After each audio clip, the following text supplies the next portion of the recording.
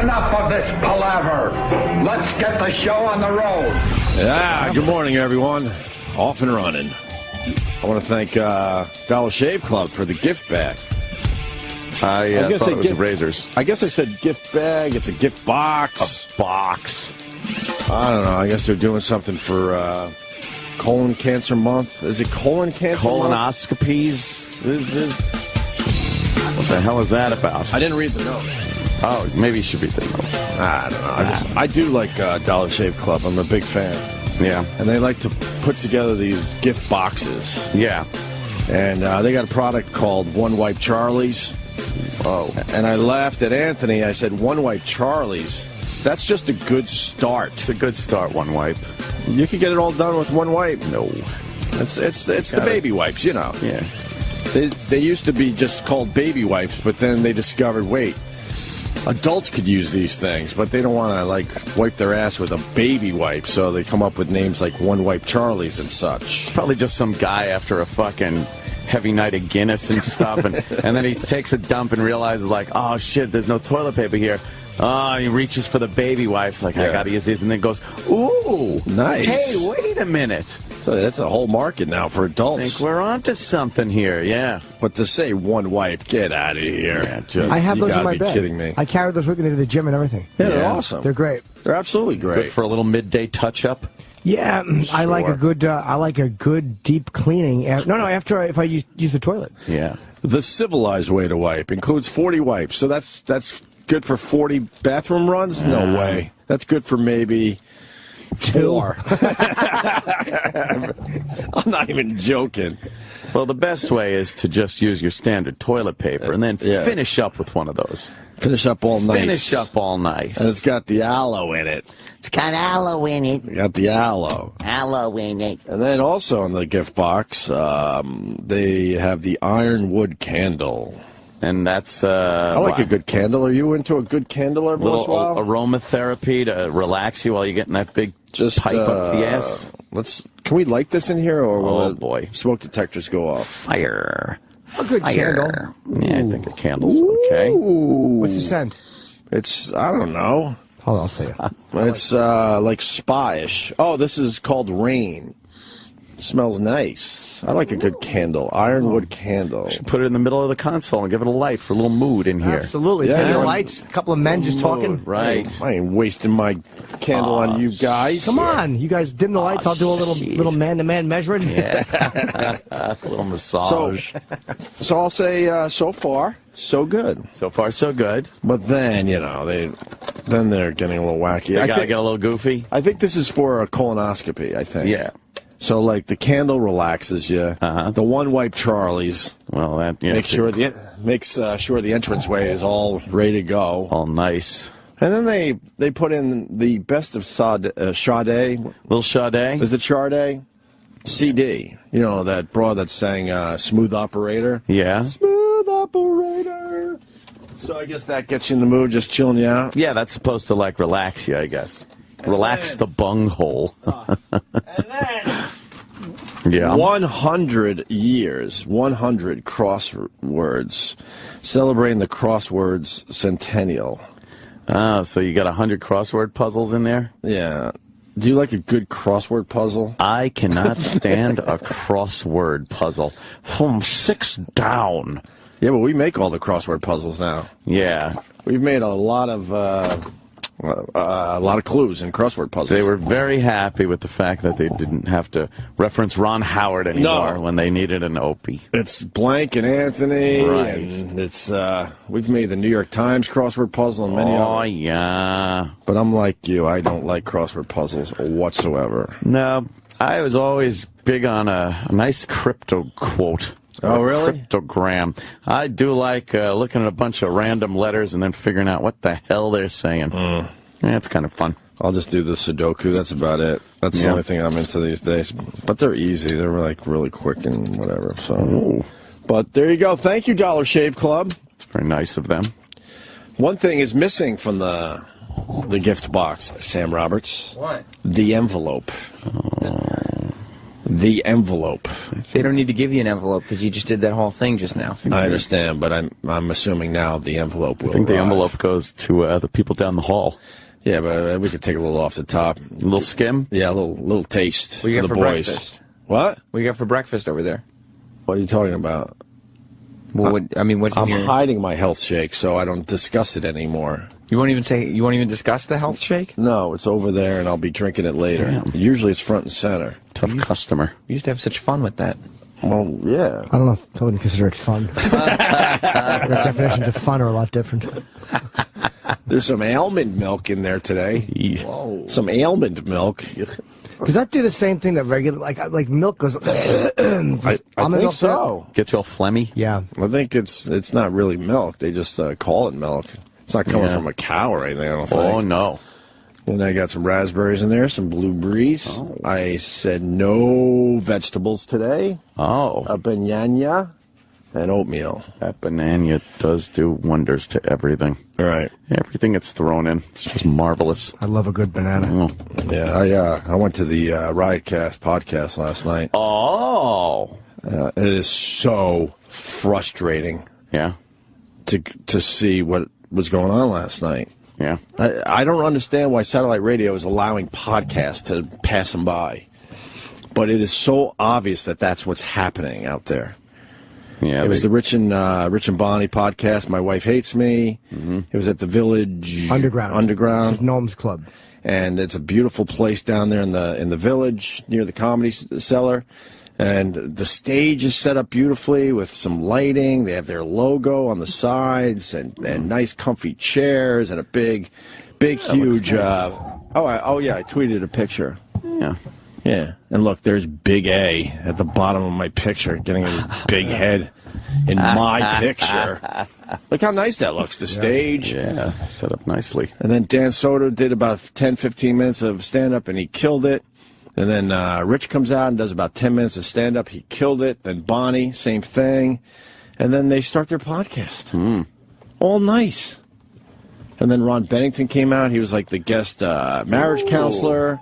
And they put together a really, really nice show. Yeah. Really nice. And we come in here and it's 1998. These microphones. It's regular radio. Tom Papa does. We do those come to Papas from there. That's what we do them in the Village Underground. Yeah. And they're set up well for performing and recording. And they have it kind of down now. And Bobby's done these before, and they always go great. Yeah, and Bobby's produced it perfectly. Yeah, he is an ass, but man, he really knows this stuff well. Bob is great with podcasts and putting that shit together. Yeah, nice music cues and everything. It was just tight. It was like boom, boom, boom. Yeah. It's a podcast. Yep. Yeah. The place was packed. Everyone's laughing their asses off, and it was just a lot of fun. But frustrating, when you think about what this could have been. I don't believe it could be anything anymore, to be honest with you. I really don't. I think the radio show's fine. We do a very good job every day, but I don't really believe that anything spectacular is going to happen with Sirius XM moving forward. It is what it is, and I guess they'll just ride it out until probably podcasts just destroy this place. They're kind of two different animals at this point. They kind of each went their separate way. This is more of that, hey, we're driving somewhere, let's tune in and listen to current news and things like that. And a podcast is more of you could listen at any time during the week before it gets a little dated. It's more for, you're hanging out, you're listening through your headphone thing. Are you going to be like Todd? What do you mean? They can't do what we do. No, I'm just saying it's We're a different... local and live. No, I'm just saying it does seem like it's forked off into two different areas. But I think that's going to be the next stage of podcasts, where they figure out where they go, more to a live type of thing. Yeah, once you can distribute it like that. Eric Logan warned me many years ago. This was before the first podcast really hit. He goes, podcasts are the future. Ooh. You guys should embrace them. And what we did at the time was we embraced the podcast. And this goes back to my point yesterday that we don't truly run our channel. We can make some decisions here and there, sure, but not big decisions. Yeah. And we got all our pals in the early days to get their podcasts on our channel. Yeah. And then they started dropping off because the company didn't want to pay them. They didn't want to pay someone like Bill Burr, who's now a huge star out there around the world. Because Bill finally said, I ain't doing it for free anymore, dude. Yeah. I need to get paid. And I'm fucking stupid. And I understood him. Yeah. I'm like, of course you want to be paid. He goes, my days of doing stuff for free to get, promotion is over. I don't need to do that anymore. Yeah. At the time, Patrice O'Neal was coming in. We were paying him, but then we didn't have really a lot of money for him anymore. I remember that. Who else did we lose over the years? Are we still doing anything with Rogan's? Yeah, Rogan. Kevin Smith's they didn't do because I think they were a little too. The lawyers get too territorial about content. Right.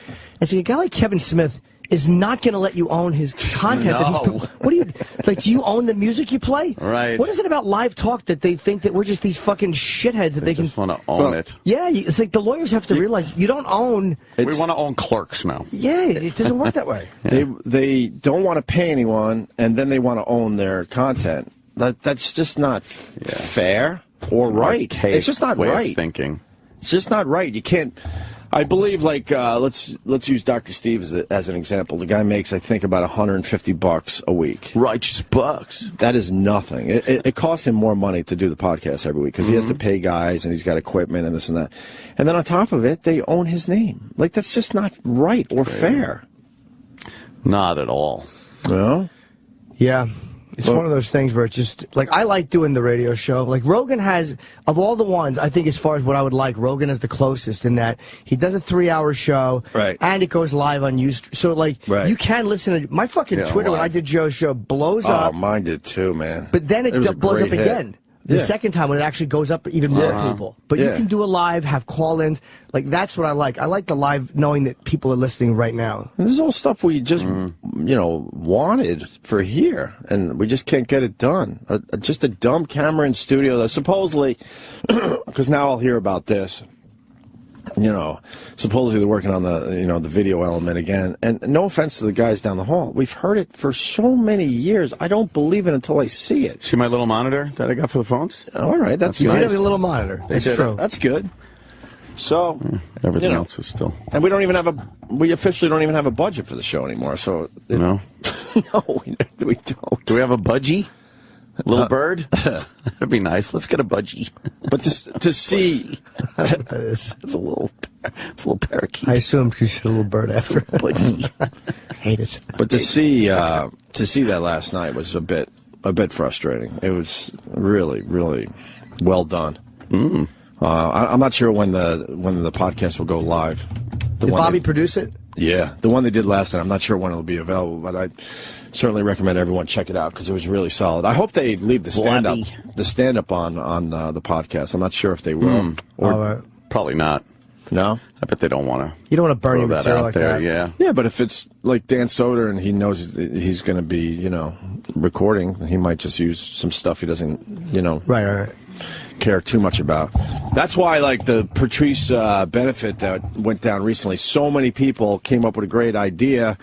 Why don't you guys, put that out on CD or DVD or a podcast? Yeah.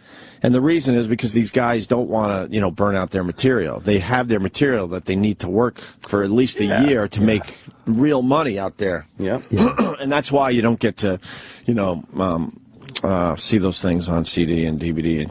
And it's not comics being like, I almost understood, like, people give Dane a lot of shit at that benefit where he didn't let his stuff get streamed. It was sort of, I think he probably should have just done older material and let that get streamed because it's not like music. Like, once people hear the joke, it just won't. It's like, it's really hard. Believe me, I wish we could do what musicians do and just kind of... Yeah, use your same shit, mix and match. Yeah. Right. I'm experiencing erection difficulties, and the crowd would like, you bought her a treadmill. I love that one. Yeah. It doesn't work that way. This is my favorite. It just gets uncomfortable. Yeah. From the audience. Right. But that's the reason why that stuff doesn't go down. These guys really need to protect their material. Yeah, because you can't. It's just an impossibility to create enough good stuff constantly to always have it burned like that. When you burn it like on TV, like I think Rodney would do. That's why Leonard doesn't do specialty set because then it's burned. Right. You can't do it. I think Rodney had writers because he would do so much Tonight shows and so much shit that once it was burned. That was it. You want to do something else. Although if you're a comedy fan, you don't mind hearing jokes you've already heard. Yeah, but the laugh isn't the same. It's No. like you feel it, True. but it's like that. You know, like that laugh you have when you hear something for the first For the time. first It's like, time, right? fuck. Unexpected, Yeah. hits you by surprise, comes out of left field kind Yeah. of thing. Yeah, yeah. So, anyway, it was great. Good job to Bob Kelly and everybody else down there. Well, Yeah, it was a good night. I started watching Boardwalk finally. Boardwalk Empire. Okay. Finally. Really? Yeah. Pretty goddamn good. Yeah. Not that I'm, breaking any new ground here. Was it fucking 5 years old? Still, it's. How many seasons are there? I think 4? they just finished season 4. 4? I'll just say season 4 ended, and there's a couple things that happened that I loved. Yeah? Loved it. Yeah. I like it. I finished up House of Cards, and it opened up that, like, all right, need a new show. Yeah. Need another show. So I put that. It's some familiar faces in there from, like, The Sopranos and The Wire. And Oh, yeah. Yeah, Yes. pretty cool. You're like, oh, that guy. Michael K. Williams is, Michael K. Chalky. Williams. Yeah. Chalky. I heard the first season was a little slow, though. A lot of true or character not? development and Right. shit like that. Yeah. I heard it really picks up after that. Yeah, I'm only a few episodes in. See too, Michael but Shannon I like yet? it. It looks great. Michael Shannon. We had him in. Oh yeah, that we had on. Yeah. It looks amazing. Yeah. The show looks great. Huge. It's like big production. I like that. I like when a TV series, even though it's HBO, looks like a fucking movie. Yeah. A lot of that's green screen too. Like a lot of the boardwalk scenes. Exterior boardwalk are green scenes. screen. I saw that on online.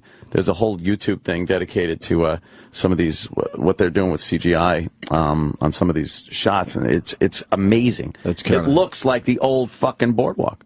They're not going to have movie shoots. Yeah. Eventually. Yeah, Why right. would you? The good thing is they combine the two also. They do an exterior shot. I mean, Right. it's outside, so it's not just the actors in front of a green screen. Right. They could be on a boardwalk with some sets, and then they just build on And they top just add of it. stuff, right. So it takes away that actor in front of the green screen kind of weird look. Right. But it just adds this huge element Well, to you it. saw the videos for Wolf of Wall Street, Yeah, right? Wolf of Wall Street was another one. Just What? amazing. I think it's on YouTube. They show how they built these scenes. Built these scenes out of, like, they'll just take a house on a beach house, and turn it into a giant complex. Oh, with they did that CGI. instead of just releasing a house. That's And then did they erase the houses or add houses Then they around them? did I a little forgot. both. They erased it Right. to make it. Yeah, it's a look really like, cool video. We could put it on our Facebook page. It's on Vimeo, actually. Yeah. Can't really. Yeah, I didn't know they did that. I didn't. realize Oh they my had- God! Yeah, there was so much. Yeah, the boat scene. He wasn't even on a boat the whole No, time. Look, it's- this it's amazing. a Hampton's house, right? Yeah, Oh, little- I see, A yeah. little They show flyover with the pool, and then And they this is show exact. they added in This, so this many is trees. what the house actually looked like. No, they take the trees Yeah. out. It's amazing what they can And do. they built all this. They built just houses around the big mansion. They just drop shit right in. And that's it. I had no idea that they did that, or that like. A Yeah. lion walking through the office. That looks real. But there's the guy with the trainer, and then they erase the trainer. They take him out and add in people, and it looks like he's. Wow, I guess they had to green screen a lion in because the potential for a lion biting someone's hand off. Yeah, that could be a little rough. It is a cool video, though. Check it out on It's amazing. on our Facebook page. We're putting it I up love there what they're right now. doing. Can you? A lot of people have seen this before, but Picture 20 years from now when when there's literally when video is no longer considered proof because everything is so real looking. So real looking and fake. And they can do like those live 3D things on stage now. Wait till they can capture De Niro or Pacino or whatever new actor they have in every single angle. They can literally make movies without using the actor. That will eventually happen. There's a Dove chocolate commercial, chocolate bar commercial that's out right now, and it uses an old actress. What the fuck's her name? Audrey Hepburn? Audrey Hepburn. They completely CGI'd her, like her face. It's completely like they had photos of her from every angle from the old days, I gather, and just built. so this is what Jimmy's talking about. And this is her, and you can tell something looks a little off. Right. But it's done very well. She's in a bus. And it's only going to get better. Yeah. It's just not there yet. Yeah. And it's like that's. Is that her? Yeah. But that's all fake. She was hot. Yeah, she was a cutie. It doesn't seem off. Let me see. Wow. Yeah. It's like- just And then a guy in a car. Audrey. Okay. It's Wow. all- She was fucking hot. It's fucking fake. Big eyebrows. Yeah. Boyish hairdo. She was quite delightful, though. She is delightful. Isn't this scenes from movies, though, or no? No, from what I read about this, they just fucking CGI'd her face. Wow. Seriously? Yeah. Look at her little blinky. She's got them doe eyes. Wow. That's well done. Isn't it? That is creepy. It's like a scene in Italy or something, and she's in the back of a convertible. That is really well done. Pretty cool. Fuck, man. But they'll be doing shit like that. Wow. Yeah. What did she die of, Audrey Hepburn? She's dead, right? Yeah. Old fucking age. Was that it? Or was this... I don't know. What did Audrey Hepburn drop dead of? Wow, she was... Probably she was hot. Oh, my God. I never realized how attractive she was. Probably some kind of cancer. Yeah, old people stuff is just shitty. Old people stuff.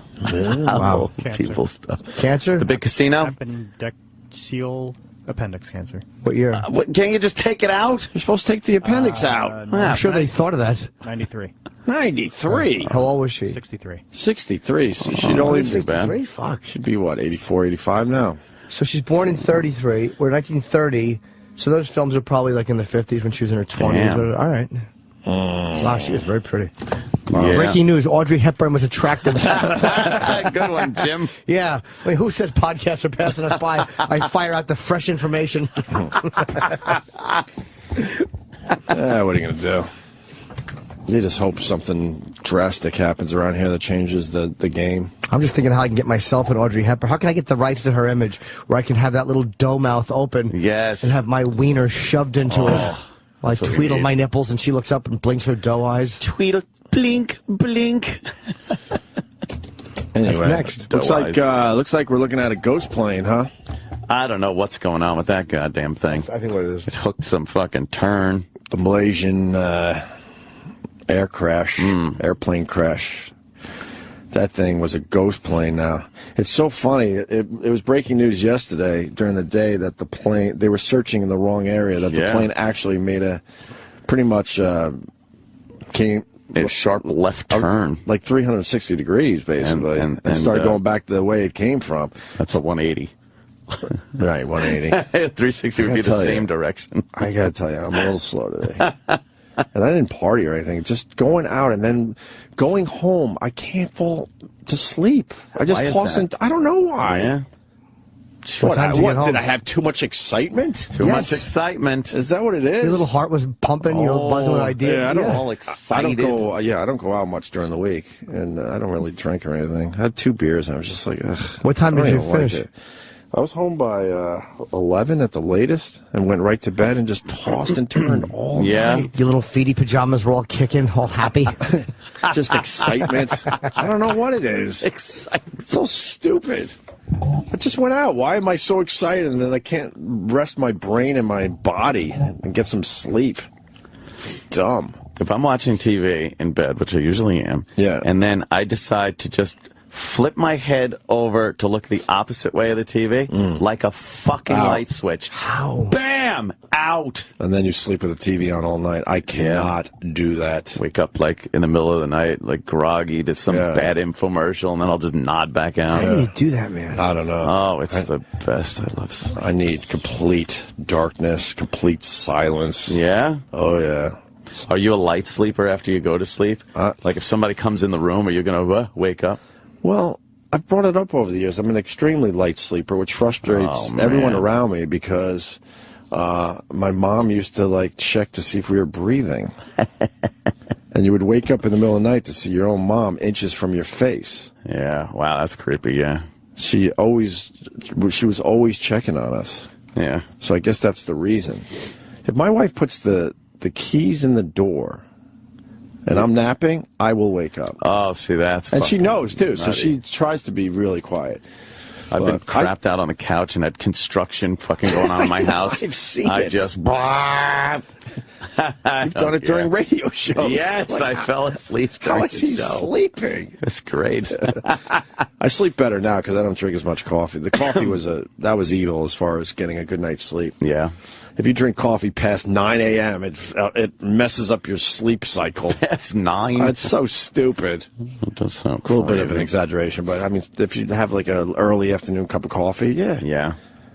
But No, I sleep pretty good these days, but for whatever reason, toss and turn last night. So, yeah, a 180-degree turn. Yeah. With this airplane.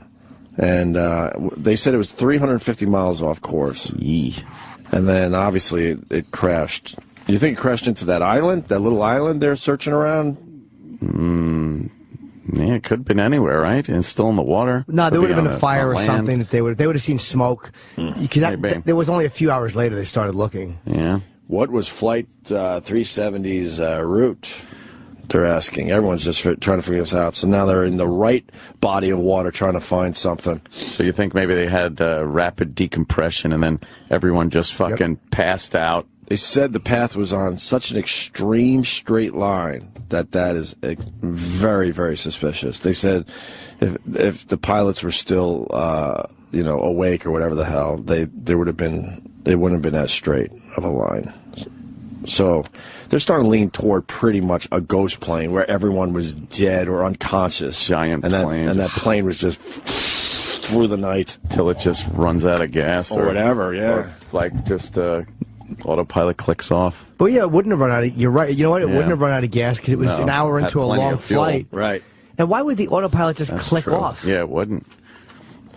Unless Maybe it was just slowly going down. Maybe that's it, right? Oh, man. Or maybe there was no autopilot on. So maybe it took 350 miles to descend. Well, if it's flying that straight, it just shows that there was probably an autopilot on or someone in control of it. But they don't think someone's in control just because of how straight the flight path was. Yeah. And then if you decompress rapidly, but it's not enough to bust the plane apart, the oxygen masks do come down. Like, I can't imagine everybody didn't put their masks on. Well, maybe just the two guys that need to didn't. Maybe everybody in the back did. Oh, shit. They're all just like, hey, I hope they're okay up there. Boy. They just fucking crashed down. Wow. That's pretty bad. I say they find something today. Yeah? Yeah, they'll find something floating You think around today? I think so. Let's go to Buzzard in good old Boston.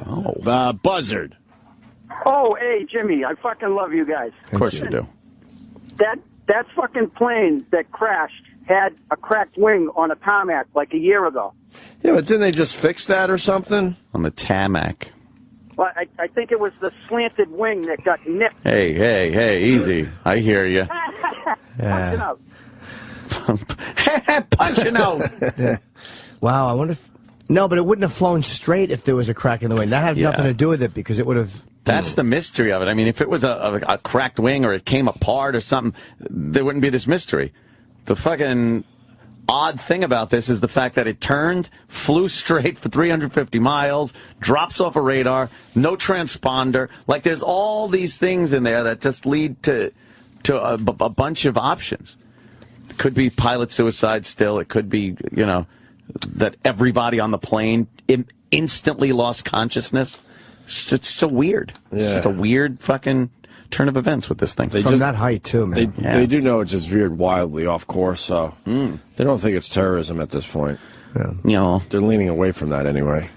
How 350 miles? How long did it take, you think, to make that trip at that height? 350 miles?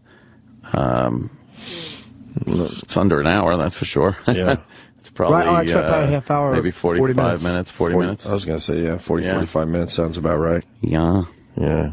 Wait, they do at that height, say 550 miles an hour. Yeah. So, yeah, I guess so. Yeah. Let's see. Just a bizarre turn of events. I mean, have they ever lost a plane for this long without any trace? I know that Air France plane that left Brazil had a problem, but they knew it went down in the ocean. Amelia Earhart. Maybe, this is the first one since then. Since fucking, the good old big Amelia. War. But it's like, I don't remember hearing of anything where a plane this large with this many people on it disappeared without a trace. That's unbelievable. Oceanic, maybe. Yeah, good old Oceanic. Yeah. So I guess that's the latest on that. Latest on that is there's not really much latest. No. It's the turn. And then in other news, close to home. Yeah. This Obama guy was in town. Obama came to New York. Look, the president can't just do these trips anymore. Back in the day, a president, of course, the Kennedy thing ruined it, for future presidents. But they can't just come in and out of big, huge cities and do regular things for photo ops. Yeah.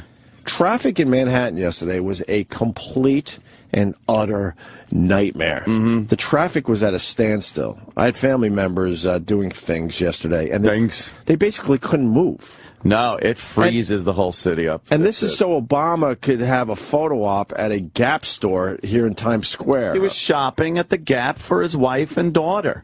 And it was such a surprise. I don't think anyone knew about it. He must have just turned and said, hey, I want to go shopping at the Gap. Oh, that's right. It was pre-planned. They found out an hour before. An hour. Did they really? Yeah, because, I'm sure Secret Service had to go in. Of course, yeah. But they had found out an hour before.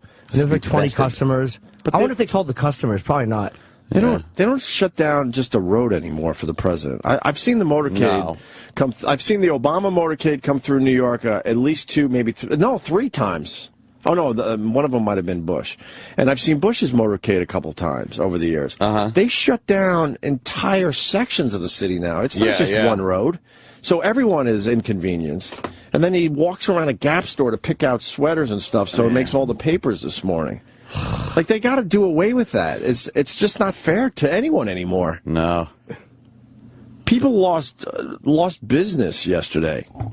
Do you think some of the people stuff done? Do you think the people that work there were like, I'll be with you in a minute? Like they're helping other customers? They were too busy smiling and jerking off. Yeah. Oh my God, the president's in our store buying right a now. sweater. Oh my God. I put that sweater out. Oh boy, I'm going to have to refold that one that he just picked up. Yeah. You think Obama refolds or just throws it back on the pile? He throws it back. They said it was weird because they thought he would refold it, but he threw it on the floor. And then he said to the woman, pick it up, white bitch. And they're like, wow, that doesn't sound like something a president should be saying.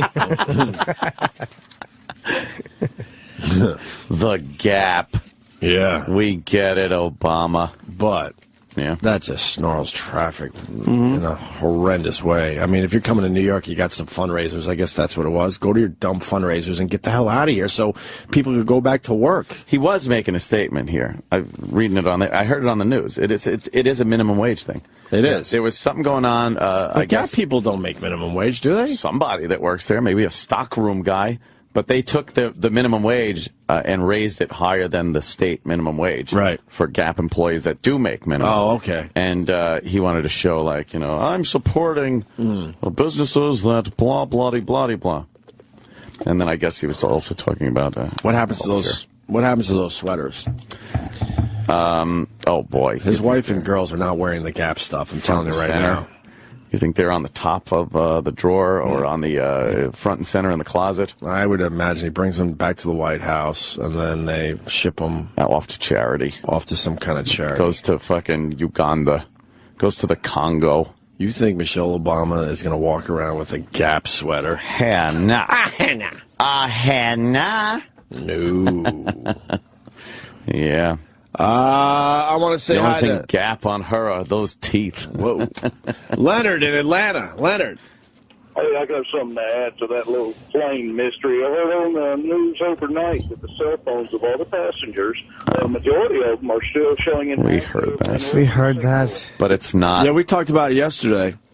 Well, I'm about half brain dead, so I probably didn't hear it yesterday. Yeah, no, it doesn't mean anything. So, what would that mean? If I smash my phone and you call it, it's still going to ring. Yeah. That's the thing. They say, they're still ringing, the phones. Of course they are. Just ring. It's, phones always ring. Even if the phone itself isn't ringing, you hear it on your end ringing. Right. When have you ever called a phone and heard no ringing but a voice going, that phone's broken? Yes, the phone was involved in a plane crash. But didn't they say the other day that the phones were kind of picking up, too, or something, and then hanging up, or... It was probably just that thing where it rings for a while and then stops. Yeah. It makes like a little weird sound that would sound like a pickup if you're hoping there's a dead relative. Right. You're hoping against hope, but it's not. It's just, it makes a weird clicking sound and then stops ringing. Right. Yeah. So, I don't think that means anything. What do you think, Leonard? You called with this. Yeah, exactly. Leonard, what? Well, I think I'm just a damn dumbass. All right, buddy. Let me go to Timmy in New York City. He's a highway cop. Timmy, you got some insight on this Obama thing? Hey, what's up, guys? Hey. Yeah, we know way in advance where he's going to go. Like, as far as Jimmy said he thought going to the Gap was like oh, geez, I'm nervous. I listened to him. Decision. Like, I love how we have to point it out. You're nervous. Just make believe you're pulling us over and you're the fucking alpha. Right. Yes. Christ. Walk up to that window. It sucks. Yeah, we know where he's going. We have guys in cars plus regular foot posts that are all over the place. Like, he came and went to Junior's cheesecake place a couple months ago, and that we did not know, and that was like utter panic. Yeah. What happened? He just decided to do it? Yeah, we knew initially before he landed, we knew that he was going to make a stop to Junior's, and it was like a big deal because normally there's guys like literally on every single street corner, every block is shut down, and in that case it wasn't. So like we were going down the street and there was like intersections with cars just stopped at lights, intersections with no cop. Like it was obviously fine, but like as far as we're concerned, like we thought it kind of made us look bad because normally it's just like a smooth shot. It takes him 2 seconds to go across town, and it took like 5 minutes. Can he, like, I know that once in a while the president will do what they call those unscheduled stops, and the Secret Service never wants them to do it. No. But if he just wants to do something, go, stop, I want to get out here, they just have to scramble and guard, right? I'd advise against that, Mr. President. Yeah. Yeah. How dare you, sir? Yeah, or if he throws a terrorist off his plane and says, get off my plane. My plane. Oh, Harrison Ford's a douche. Take the earring out, you 58, asshole. Enough with Harrison Ford. 58. He wishes he was 58. Yeah, whatever he is. It's probably 68 at this point. So, yeah, you guys all know, right? We don't necessarily know. Like in the main motorcade, there'll be a federal guy with us, and then, they don't even talk to us. You kind of just have to like overhear what they're talking about. Right. But we basically know the route. He gets in the car, we move him from point A to point B, and then the rest of that stuff we don't really know. Oh, one of those things. I'm in charge here. Not anymore. Yeah, right. I'm the captain. He improv that. Did you know that? I never Did he heard really? that. Yeah, it was I'd love to really ask him about that. I hear he's broke.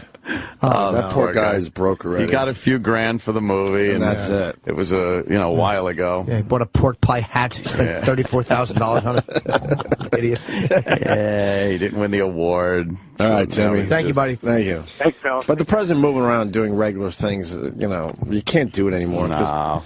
Because too many people suffer and can't get their jobs done. But they can't go about their business. The Secret Service is right, though. Like, because Gerald Ford did that walk that time through that park. And didn't the woman try to shoot or stab him or That's squeaky. No, I don't know if that was a Squeaky Fromm incident. I think it was Gerald Ford. And it was a walk through at a park, and they didn't want him to do it. But he just two decided people tried to kill Ford. Both women. Yeah, both chicks. Squeaky Fromm and the other one, like, across the street at a hotel. Did she shoot at him, or she just pulled a gun and somebody grabbed it? What happened? Is Squeaky still alive? The Squeakster? I think so. The Squeakster? She's still in jail, I hope. She was such a weirdo. Yeah. That fucking wacky look she had. I'll tell you, Manson must have a huge cock, because he really owns women.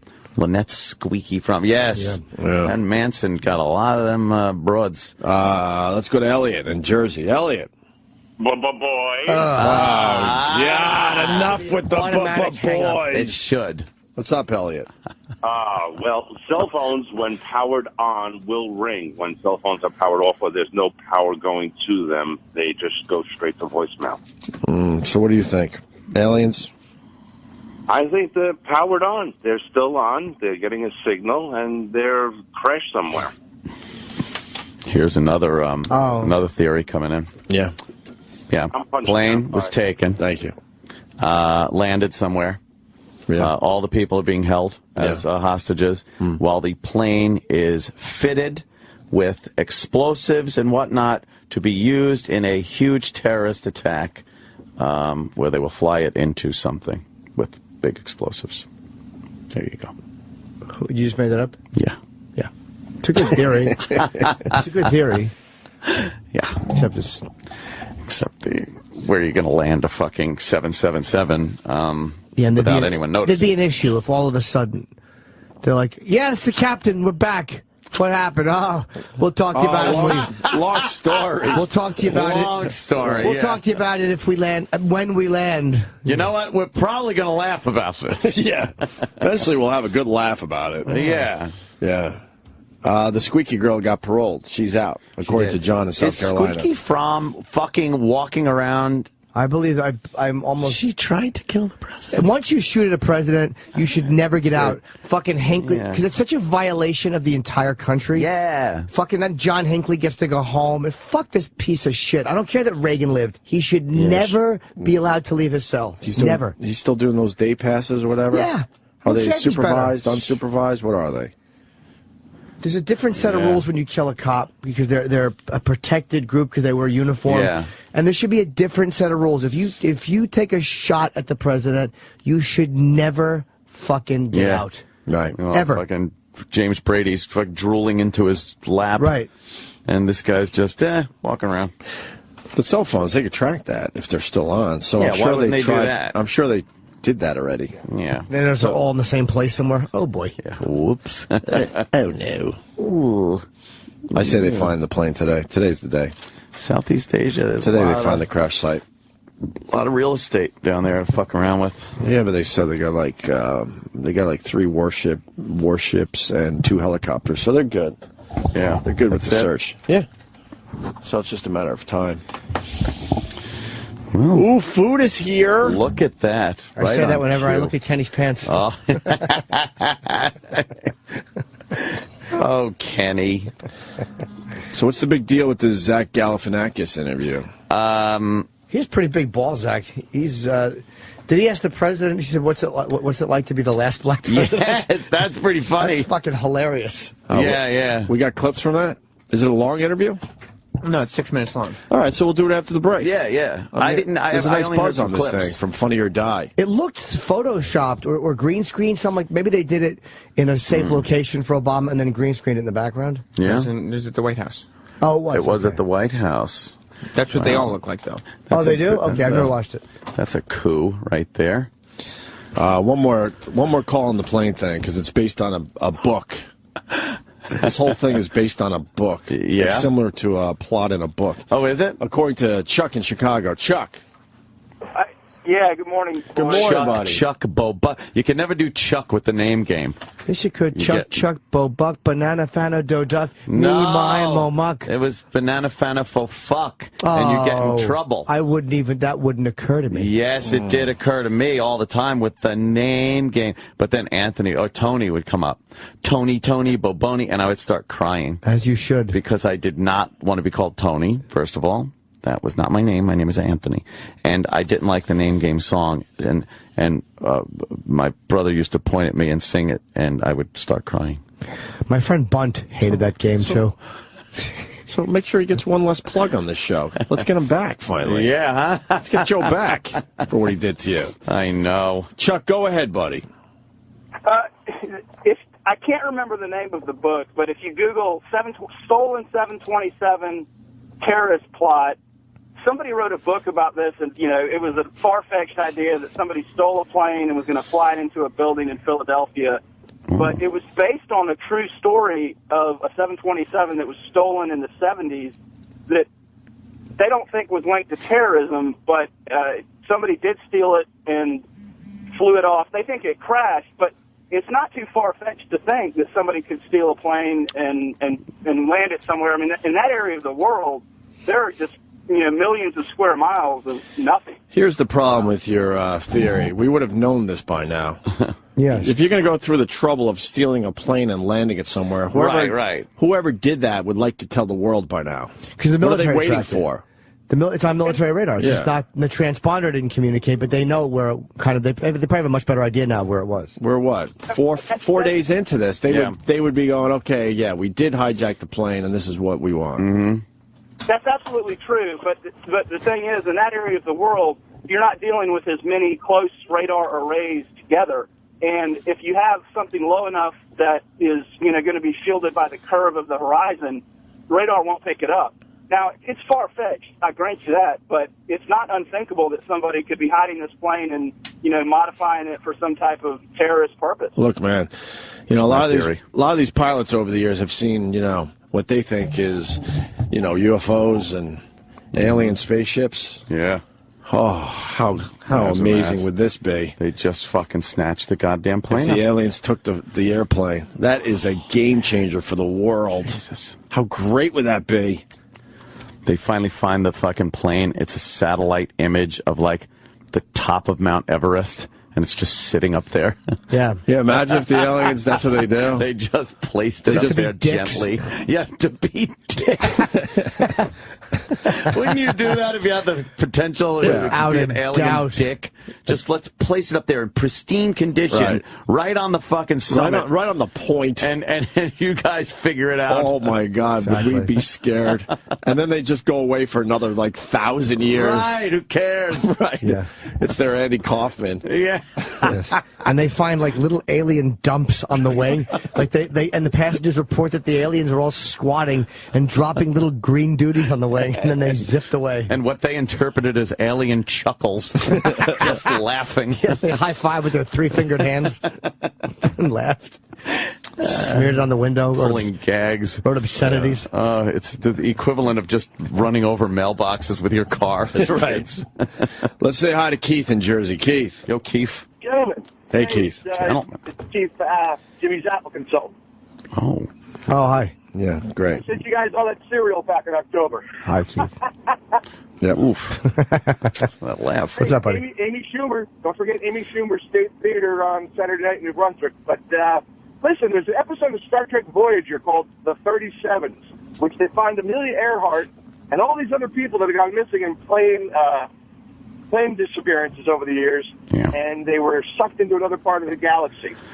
There's also a movie that didn't happen. Christopherson and Cheryl Ladd called Millennium, in which anytime there's a plane disaster, people in the future grab the plane, hold it in suspended animation, offload the people, because apparently they can't breathe in the future, replace all the people's body doubles, bring the plane back to crash. Yeah, and then they have those people. Wow. Yeah. And then there's Close Encounters of the Third Kind, which, of course, you remember the big ship comes back and gives back, some of the people that were lost in the Bermuda Triangle and other places. Yeah, this plane crashed somewhere. Yeah. I'm sure it did. Okay. It's all fun and games to speculate about aliens or some kind of conspiracy plots. But truth of the matter is, it probably just wandered away with no one at the controls and finally crashed somewhere. All right. Yeah, sure. But don't forget about Amy Schumer at the State Theater. All right. Jesus, White Knight over here. Let's say hi to James in Ontario. James, former Apple consultant. James. Hey, just wondering, why did it take that country's military 3 or 4 days to report that a plane had gone through their airspace? Do they have nobody at the helm looking at the radar 24/7? It's a country with a military. That's true. Or maybe they knew from day one, but just didn't feel like telling us. Yeah. True. Add another piece. They don't have any responsibility to tell us anything. False flag. So what do you think that means, sir? I mean, it's just, I feel like you're listing all the things that are weird about this case, and I just think it's another one, just another weird contributing factor. Thing. All right. Well, until they find this fucking thing, there's not many questions going to be answered. Yeah, it's pretty insane. That's been, 4 days? And Craig. Still don't know where the plane is. That's Where is it? unbelievable in this day. Where is it? I think. All right, when we get back, we got the Obama Funny or Die interview with Zach Galifianakis. Yes, I want to hear that. I could finally pronounce his name after all these years. Galifianakis. It was Zach? weird. Oh. At first, I had it a was tough time for long time. Galifianakis. What it was. So he did an interview with Obama, and then Fox News reacts to Obama on Funny or Die. I'm Between Two Ferns. That's the show. Oh, it's that show? Yeah. I don't watch it. All right. I'm not a fan of Zach Galifianakis. Not really. How can you not be a fan if you don't watch it? He was great. I've seen clips over the years, Sam. Yeah. I have. I'm just not a fan of him for whatever reason. I think he's overrated. I think he was terrific in Hangover. How's his stand-up? I don't even know his stand-up. He's funny. He's actually really funny. Yeah. Maybe I shouldn't say that then. Yeah, if you don't. He's never done our show. How you feel. Fuck him. He's never done our show. Fuck him. Yeah. Food? Eat time? Food all right? Food All right. Very busy show today. We got Bernard Hopkins coming in a little while. He's fighting again. He fights a lot. Jesus. Tough motherfucker. Boy, is he going to punch someone in the face? Is that what he's going to do this time? A lot. A lot, repeatedly? Yeah. Yeah. I want to ask him about, he spoke in front of the Senate. Oh, yeah? About brain injuries and boxers, and I would like to ask him about that. Yeah, if it's a problem in the NFL, you got to think it's a problem in boxing. Yeah. Right? I don't know how they do it. Or It's how a guy amazing. like Hopkins stays as like mentally sharp and healthy, or Mayweather, who's 36 or 37 now. Yeah. Some guys just don't. But those guys don't get hit a lot to the head. But you know what he pointed out, which is, he said it's not the fight, it's in the gym. Because That's you true. forget, like, oh yeah, they spar and they're getting punched in the fucking face every day, On a all day. daily Yeah. basis, yeah. Even though they got that headgear still, it rattles the brain inside. That's right. It's all physics. It's still going to fucking... That brain just moves around in there, man. Yeah. Smashing into the inside of your skull. Yeah, it's not anchored down. Oh. We also have the Zach Galifianakis interview with Obama. All right. I wanted to hear a little of that. Yes, very busy show. Very busy. Hi, who's this? This is Bobo. Oh, no. Some of my friends were suggesting they call in to talk about that experience of watching My Wife Hates Me live at the Village Underground yesterday. Oh, yeah? Yeah, they did. I have to say, I don't know what the heck makes them click that they're still together, but I've never seen a couple argue that much and still be together. Oh, yeah? Yeah, I really have never seen anything like that in my life. Your whole life. Yeah. Yeah, I've never seen anything like that in my whole life. Right. We heard you. Yeah. Yeah.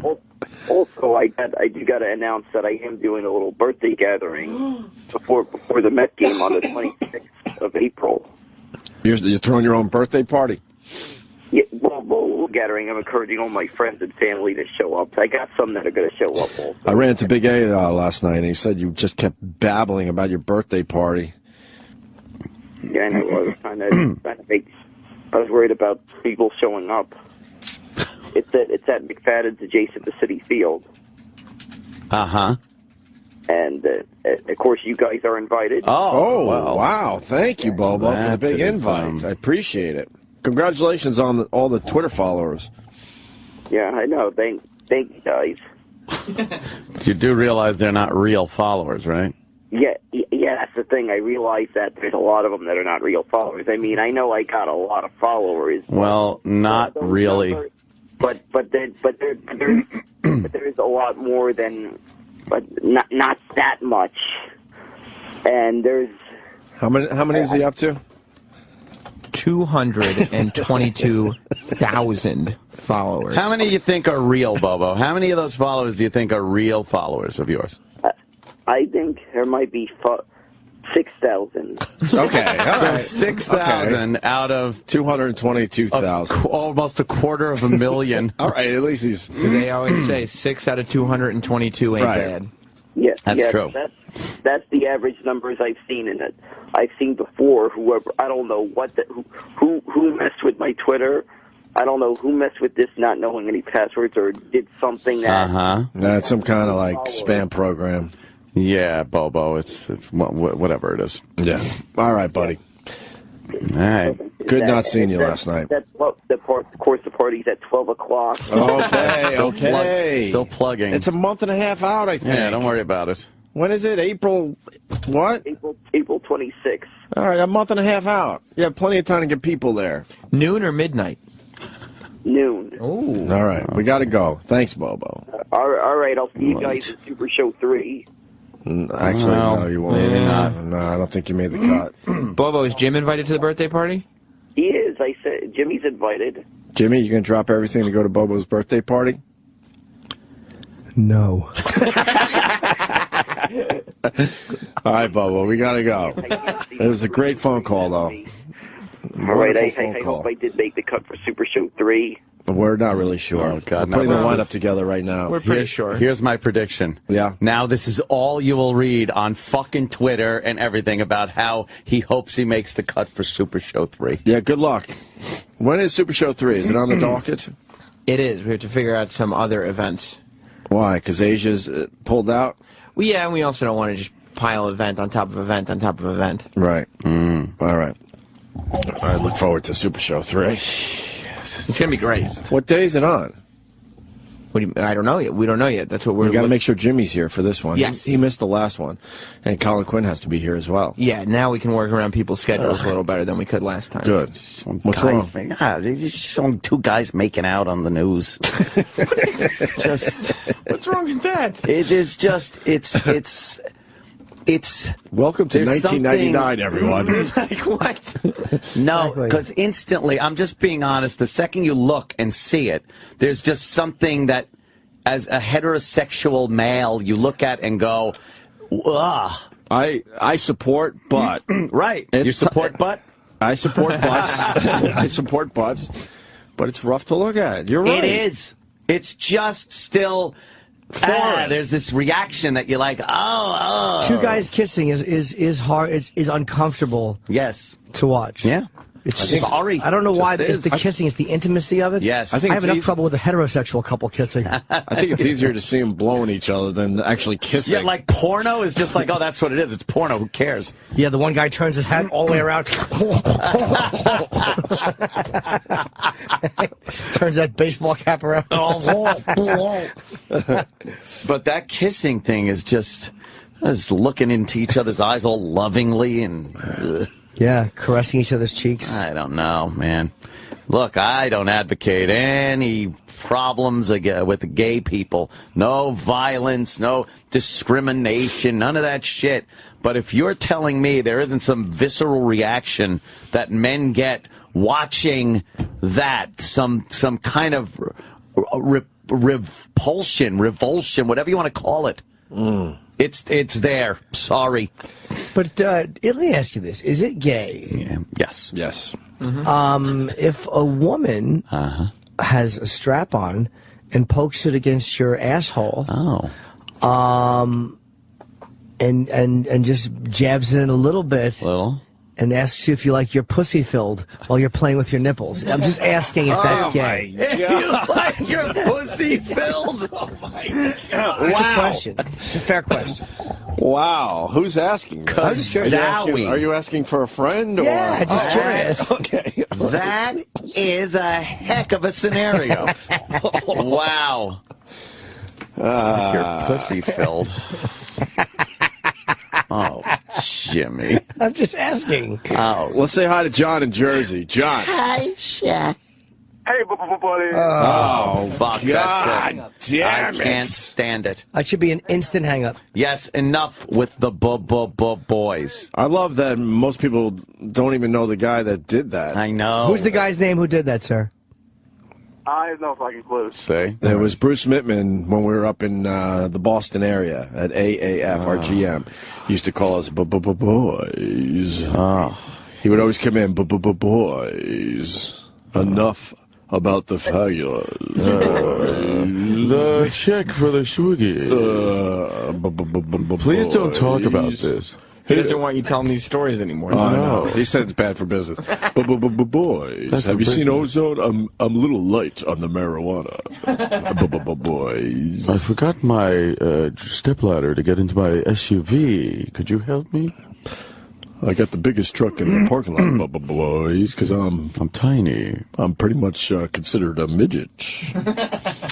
Yeah. We loved the Bruce Mittman. Loved the guy. So what do you got? Bill Burr has an awesome stand-up bit about watching two guys make out unexpectedly. It's fucking hilarious. Is it on one of his CDs or something? Can we find that maybe, guys? Who does? Bill Burr? Bill Burr. All right, we'll play that because now it makes sense. We'll play it into break or something after our Guys. Bernard Hopkins interview. Thank you, sir. I'm making out. You just programmed Making our out. radio show. Feel good about yourself. Making out. Making out. Making Making out. out. Tell myself I could be, should be. Making out. But all. Oh, stop. What? Stop singing the song. It's so bad it gets stuck in your head. You don't like the song? Oh, making out. Oh. Frankenstein and the Wolfman. Oh, God, do I hate it. Yeah. There's some Oakland Raiders making out. Making out. Oakland Raiders. Why? Ralph Nader's got his Hot Crusaders. But me. All right. Wait, Sam, you don't like this song? No, I don't like this song. You really, You know, I'm gonna get Bobo back on the phone now because you did this to us. Oh, no. I don't like this song. Turn it off. Yeah, I think it should be turned off too. That was a Todd shoehorn right there. But I'm saying Driving if in you his don't, Maverick. if you don't like this song, you know what you should do. Pitching a fit. Oh, are you? Another day Yeah. of hours of this, like it's just hitting my, it's playing ping pong in my brain back and forth. And get over, know. pitch in a fit, get over, and a pitch in, it won't stop. I know. We kind of want to call our next live event Opie and Anthony pitching a fit. Pitching a fit. That's a good idea. Pitching a fit. Get over it. Should we play the Bill Burr thing? I don't know if this is it or not. I don't know. We're going to All break. right, we'll do it going to break. Should we do the Zach Galifianakis? Yeah, I want Everyone's to talking hear about that. the Obama thing. My mother can't say his name. She's like, Zach Galifianakis. Oh, Mom. It is. Sometimes a good punch to the jaw, straighten your mom right out. From Funny or Die. It's Between Two Ferns. Yeah. I know the show. With Zach Galifianakis. How did he get Obama? In the press. They have a good relationship with the White House. They said the Funny or Die.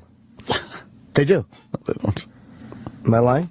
I don't think you're lying, but Obama wants to get young people signed up to the health care. Healthcare. That's how you get to the young people. Right. Sorry I had to cancel a few times.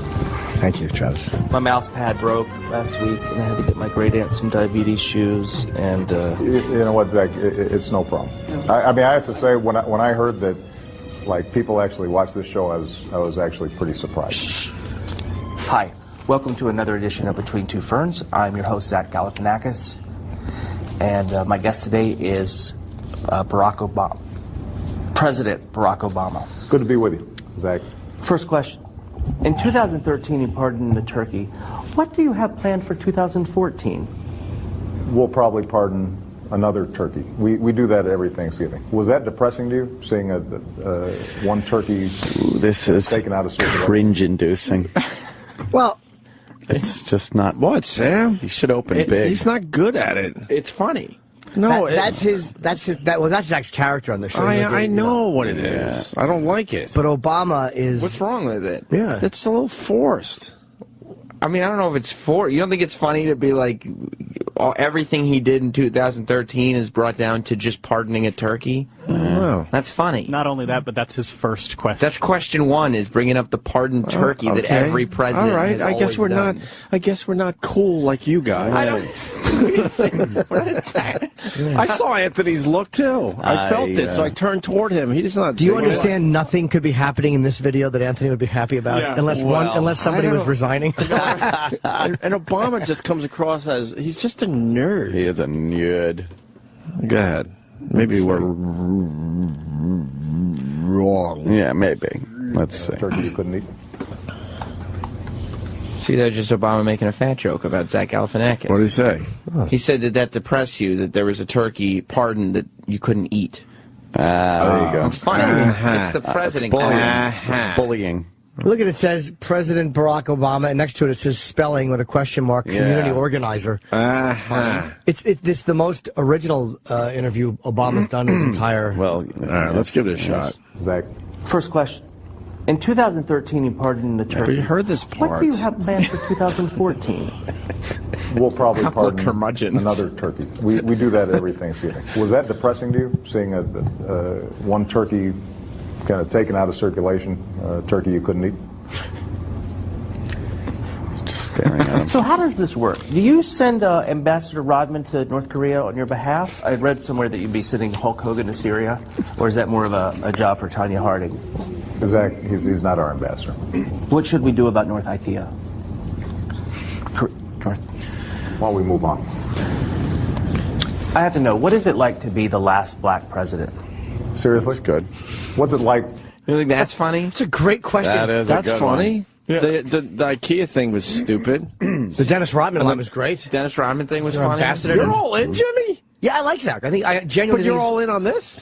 because again, it's with the sitting president. There's only so much you can do. Like I like when Chris Farley did it. It was way more believable. but he did it with McCartney, didn't he? Yeah, he This did. isn't the same thing that Chris. Yeah, it's different. It's similar. This is a guy. It's who's kind, similar, this is a Sam. guy who's kind of a dick. Who's Yeah, no, I'm with you, Sam.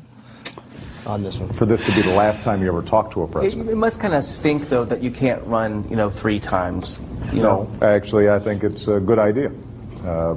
If I ran a third time, it'd be sort of like doing a third Hangover movie. It didn't really work out very well, did it? Oh, You think that's funny? that's funny. Okay. Zach looks annoyed. Because it sucked. Right. And Obama just told him his movie sucked. Told him his movie sucked. That was funny. All right, good. Now, I have to say that I've seen this show before, and some of the episodes have probably been a little bit better than this. For example, the one with Bradley Cooper, that was a great show. Bradley Cooper, yeah, everybody loves He kind of carried that movie, didn't he? Which film are you speaking of? Those Hangover movies. Basically, he carried them. Yeah, everybody loves Bradley. Good for him. Good-looking guy. Being like that in Hollywood, that's easy. Tall, handsome, that's easy. Be short, fat, and smell like Doritos and try to make it in Hollywood. Is it going to be hard in 2 years when you're no... That one was not a pass from you? We don't have to go Wow. over every joke. Why not? Yeah, maybe we do. I watched a am. whole 6-minute interview on that. That wasn't. Well, everyone's talking about this, so. And then little Fox had something to exchange. say. Keep going. no longer president and people will stop letting you win at basketball? How does it feel having a 3? Great question. It's a 3-inch horizontal. So. Wait, what was Obama's comeback there? Is it going to be hard in 2 years when you're no longer president and people will stop letting you win at basketball? How does it feel having a 3-inch vertical? It's a 3-inch horizontal. So. Where are you planning on building a presidential library, in Hawaii or your home country of Kenya? Because That's good. That's pretty funny right there. All right, he's turning me. Your home country of Kenya. That is a balls. It's the fucking president. library in Hawaii or your home country of Kenya? Because, I mean, both places seem like they would be... Zach, that's a ridiculous question. Well, I mean, not to bring up the birth certificate thing, but you really never did really produce your real... Where's your birth certificate? Why don't you show it to us right now? I don't want to show anybody my birth certificate because it's embarrassing. What's embarrassing about it? My weight on it, it says that I was born 7 pounds, 800 ounces. You know what I would do if I were president, Mr. President? I would make same-sex divorce illegal. Then see how bad they want it. I think that's why you're not president. And that's a good thing. You said if you had a son, you would not let him play football. What makes you think that he would want to play football? What if he was a nerd like you? Do you think a woman like Michelle would marry a nerd? Why don't you ask her whether she thinks I'm a nerd? Could I? No, I'm not going to let her near you. So do you go to any websites that are .coms or .nets, or do you mainly just stick with .govs? No, actually, we go to .govs. Have you heard of healthcare.gov? Oh, boy. Here we go. Here we go. Here we go. That's good. Yeah, that's great.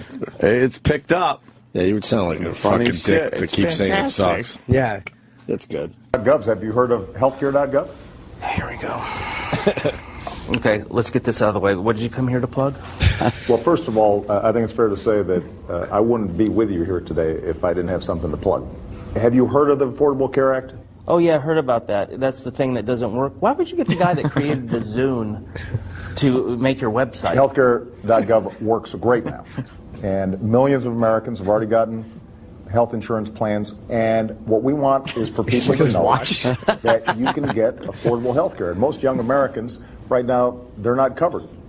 And the truth is that they can get coverage all for what it costs you to pay your cell phone bill. Is this what they mean by drones? The point is that a lot of young people, they think they're invincible.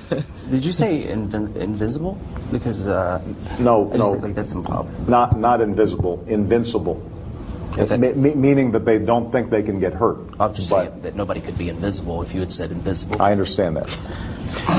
If they get that health insurance, it can really make a big difference. And they've got till March 31st to sign up. I don't have a computer, so how does... Well, then you can call 1-800-318-2596. I don't have a phone. I'm off the grid. I don't want you people like looking at my text. You know what I mean?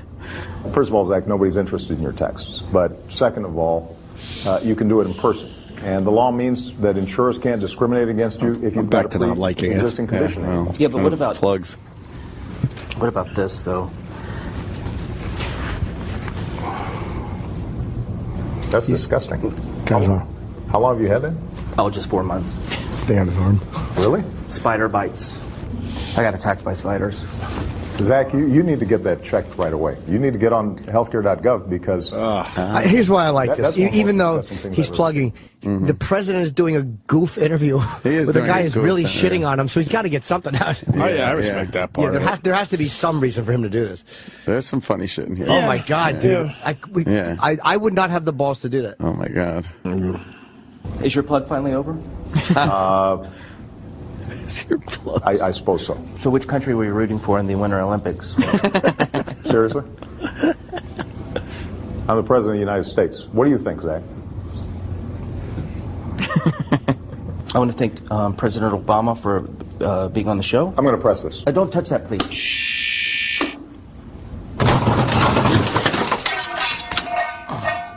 New backdrop.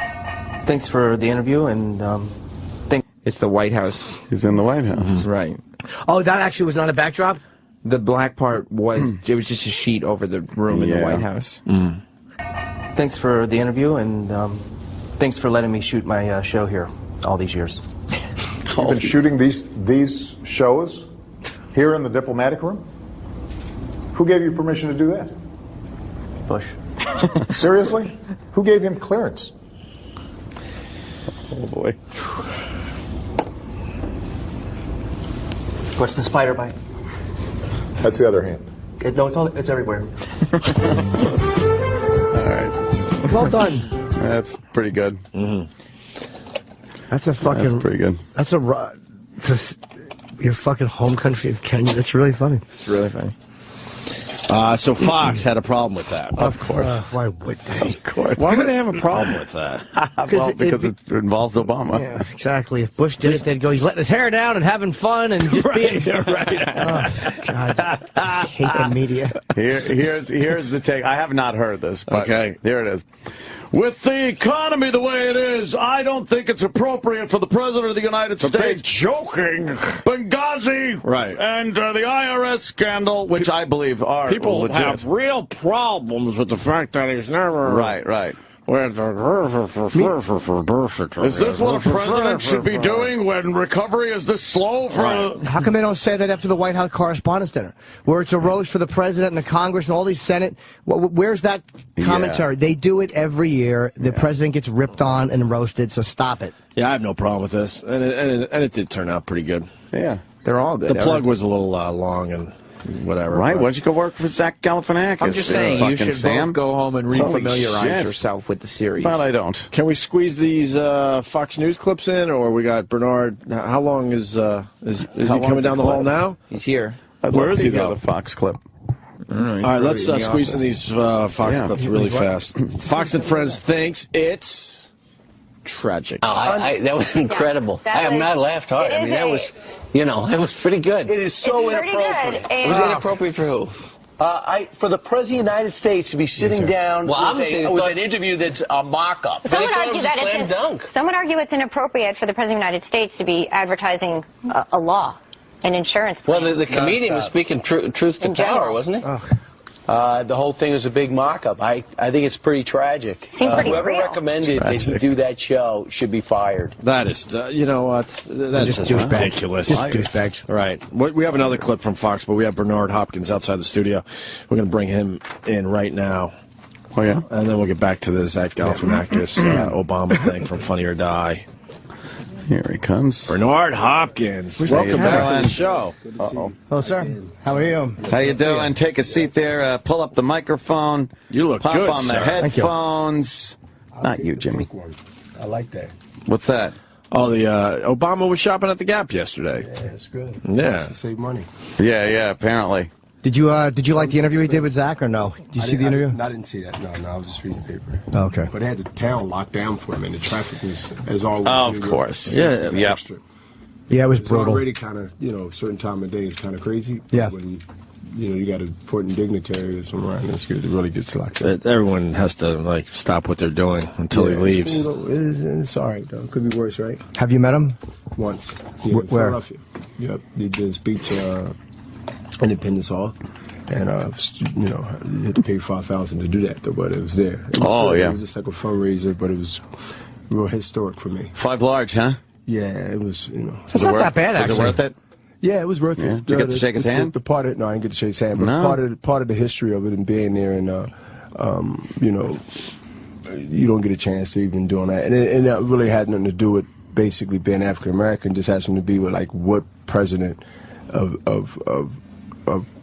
time where you get a chance to be in the same, you could say, facility, the area that a guy, wherever it was this person or that person. To me, it was just something I could tell my son, who's 2 years old, be 3 in June. So I'll be able to tell him, a long time ago, those old stories.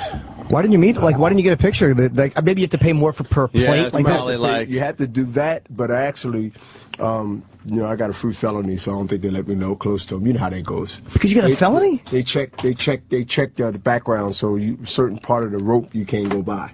But you're Bernard Hopkins. Yeah, he probably likes you. But you're Bernard Hopkins. Sure he knows who you are. Those guys is really on They their don't job, play. man. They don't play. You can have a parking ticket, and if you ain't paid a ticket, you might get arrested. Right. Yeah. Oh, wow, I didn't think of that. You think no? It's Because pretty deep. It's just like but athletes have gone there before, like football teams. Whenever they win the Super Bowl, the whole team goes. Yeah, the whole NBA. Right. Come on, they all go to. Oh, yeah, NBC. that's true. But it's cool. I got to be 100 yards away from him. 100 yards. You're Bernard Hopkins. 200 yards. Maybe 200. Maybe but 200. That was good, though. It was cool. It was good. It was a good experience for me. Yeah. A little donation. There you go, right? For the cause. For the cause. So what's up? What's up, everybody? Hey, what's up, Bernard? I got I got about at least 2 40-year-olds here. I don't know about you. Yeah, 45. You 45? Yeah. Oh, you look good for your age. Thank you, Bernard. You must duck a lot here on this station. I certainly do. Yeah. You be talking a lot of stuff, boy. You got a lot of security guards when you leave out this building? I do. I have one big guy that walks out. with me. Yeah. He's right. Yeah. I have a big mouth. Yeah, I'm paying attention. Thank you. Yeah, we can't take care of ourselves. We're Yeah. I have a guy that I travel with. Opie is a guy. Anthony has a gun. So we're all good. You heard a thing, the story about the, only way you get a bad guy is with a gun, huh? So you got to have a gun. Right. Well, there you go. All legal. Yeah. You got to be all legit. Sometimes you got to think of your life and your family life. And Exactly. There's Right. been controversy about that, but Yeah. if you're responsible and you understand, I pay attention not only just to boxing, but life in general. Because when it's over with, I still got to return which I'm at here in society. Mm-hmm. So I think everybody should be granted to protect themselves. How much longer you think you'll be able to box? Well, I really take it by fight because, the last fight doesn't dictate what's going to happen for the next one because, we don't know. But I know I'll be ready and I'll be energized to win another title and become the undisputed light heavyweight champion of the world. That's more focused to me.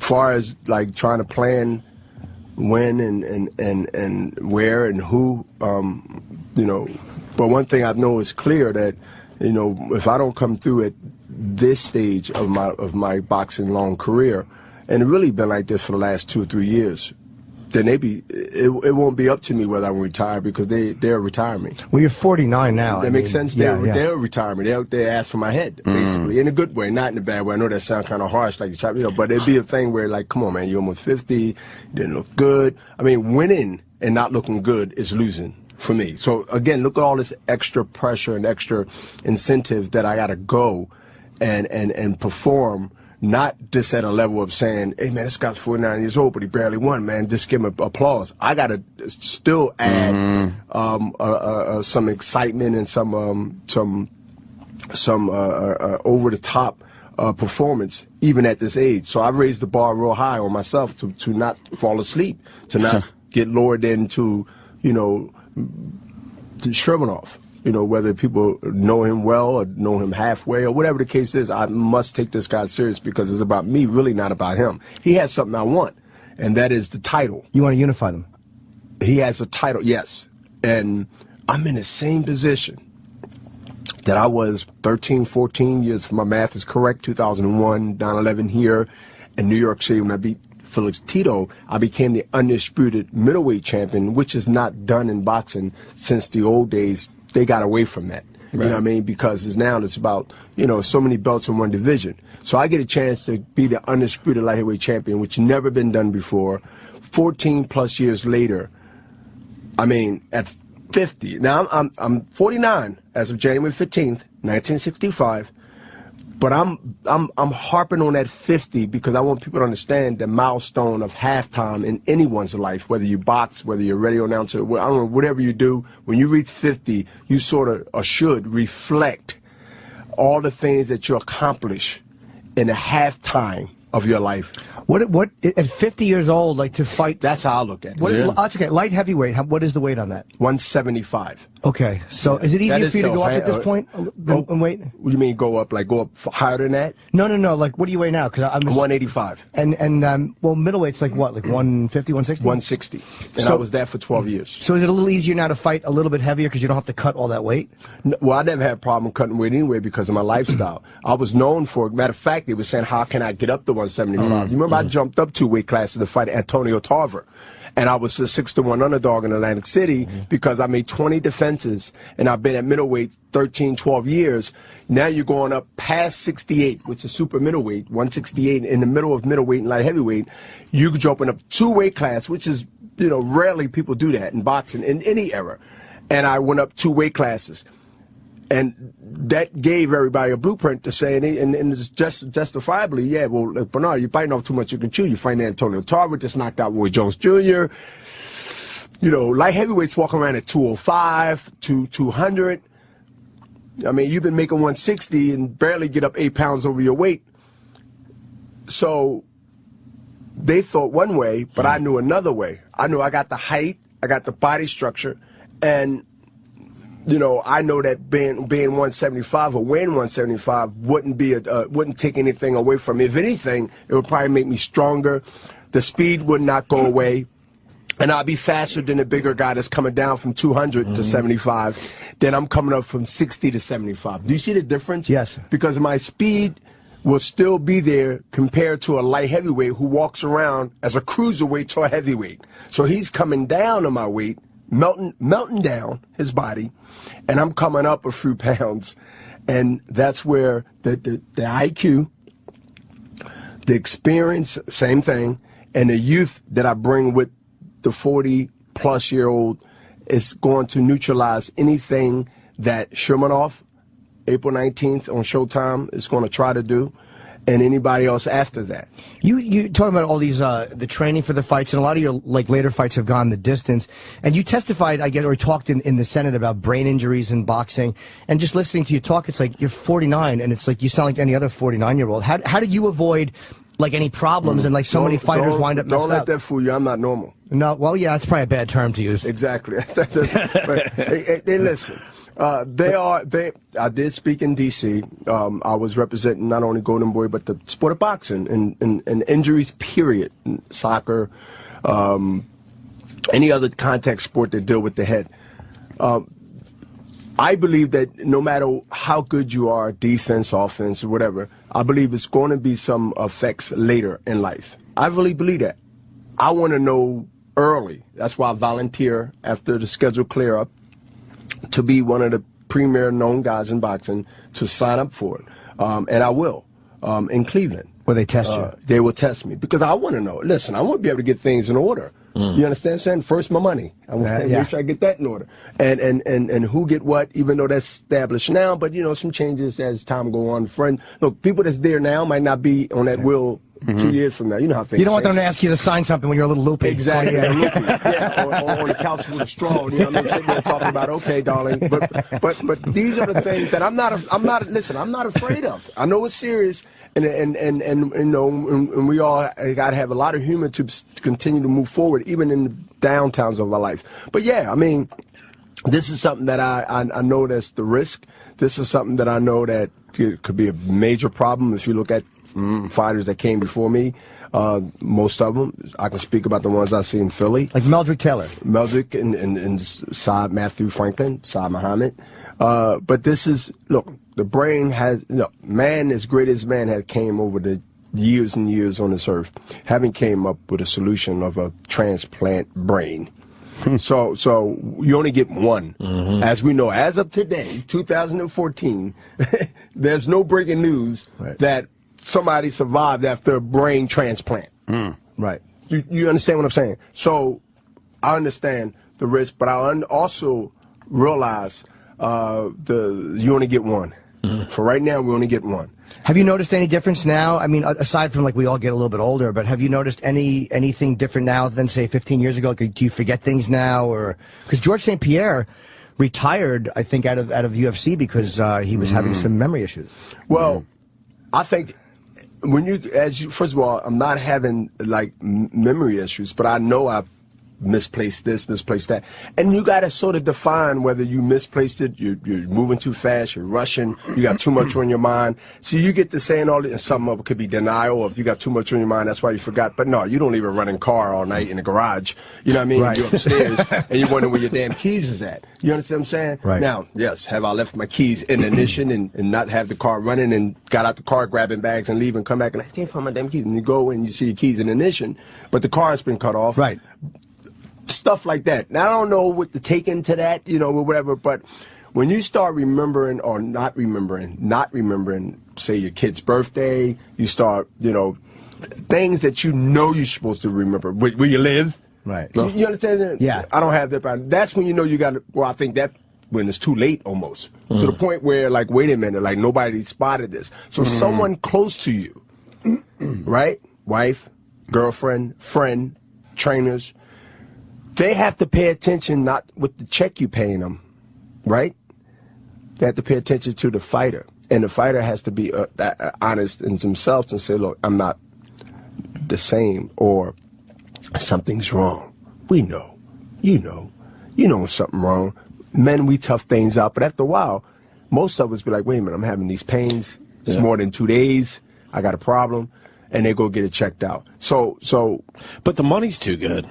The money's too good, so it makes it hard for people that are depending on someone like you to go, hey, Bernard, I don't know. Yeah, I think for some, but for most people that need to do something, and you're right, most things, I would hate to be in a position where I have to do something because. Right, you don't have to fight Exactly. anymore. When you have to do something because, you ignore a lot of things because you have to. No matter what nobody say, you look, if you're boxing again, such and such, you know, it's most people under certain circumstances be like, wait a minute, I got my mortgage, I got my kids, I got this, I got that, I got alimony, I got this. You understand? There's a lot of things why people do things, and whether that's justified or not, bad or good. So I see these things as a luxury for me. Being 49 years old, people get to bringing up, and they should, a lot of things surrounding when you're almost 50 and you're still doing this on a high level. And I understand the curiosity, but the curiosity has been the way I've been so disciplined and focused in lifestyle that I've boldly, I'm using the word bragged about, because I know that it's not done all the time and often, especially being disciplined enough to continue to do it, even in a highlight of your life and your career, whether it's basketball, football, hockey, everything. I got all kinds of athletes coming up to me and say, yo, man, you doing this thing, man, like this in a drug culture? where if somebody's doing something and they swinging at a ball at a baseball game and the ball splits in half and explode, it's a problem. And you're doing this thing, and then they say, man, I remember back in the day. They start talking about, I remember in the 90s. I remember watching in the 2000s. Man, I'm running track with these dudes in Temple University in Philadelphia. And they half my age, man. They like, yo. Now, sometimes I get them, and sometimes I don't. But I'm not dust. They don't leave me in the dust. I'm on their heels. Cardio is 70% of my training, because how young guy beat Bernard Hopkins? How do a young guy beat Bernard Hopkins? Okay, well you got to be talented. Okay, I mean that doesn't mean you necessarily a win. If I'm fighting a guy and he's 49 years old and I'm 30, 29, 28, 27, 26, I'm counting backwards to prove a point. I'm gonna jump on that old man. And make that old car, right, like a car, right, go faster or run that engine quicker and harder than he wants to. Like the boat in Jaws. Yes. He guns it as hard as he can, and then the boat quits. Yes. Now, the boat quits, boats get tired, the boats get the grab. So now you got these, so I know their plan. If I'm 29 years old and I'm fighting an almost 50-year-old guy, I'm not going to box him. I mean, come on, how ridiculous that is. Here I'm half his age, and I'm running from him. No, I'm going to put pressure on you. I'm going to make you use cardio, and I'm going to see, can you withstand, right, that intensity for 12 rounds. And once that happens, and they realize that I'm not breathing like they're breathing, the mental effect kicks in, right? And they say, wait a minute. Then you kick their ass. The trainers become liars to the fighter. Yep. Because the fighter's been told all through camp, and even in the corner of when the fight is taking place, that somehow I am going to die out. Right. 99% of what I do is mental. The sport. You could ask any great basketball, football player. We know how to do the motions of what we do. Come on, I've been doing this almost 3 decades, 1988. Do the math. I'm going to teach you. You're going to tell me what style haven't I saw in boxing or seen in boxing? What style? What are you talking about? So when a young guy, and a young guy is 30 to me, that's still young to me. If I'm fighting a guy, this guy's 30 years old, right? Yeah. Last 3 or 4 guys was in their 20s, right? I'm kind of disappointed, but when they think about the initial shock and then the adjustments that they can make, that's when you sit there ringside on TV and say, damn, he's ready to do this again. You can tell around a 4, even though the fight's not over, because anything can happen between 4 and 8, 12. But when you start seeing a pattern of the things that I've been doing over the years, and you start saying, wait a minute, I'm going to see if this old guy, because I just happen to be 40, because I got a movement. I really got a movement in the world with the 40 and up club. And they sitting back out of curiosity. If it's pay-per-view, they buy it. If it's regular TV, which this fight is, April 19th on Showtime, they're going to watch it. And they're going to root for me based on the age, even not liking me. And they're going to say, wait a minute, I've seen this before. He got this young guy actually doing what he wants him to do. It's for everyone in their 40s, just to see a guy in 49 beating the shit out of somebody 20 years younger. There's just something satisfying about that. Of course. There's a morale in that, because most 40-year-olds in any corporate America, it's always dreadful of that young intern coming up to replace you. And that's the way the game goes. That's the way the game goes. So if you don't keep your numbers up, some say ratings, same damn thing, then guess what?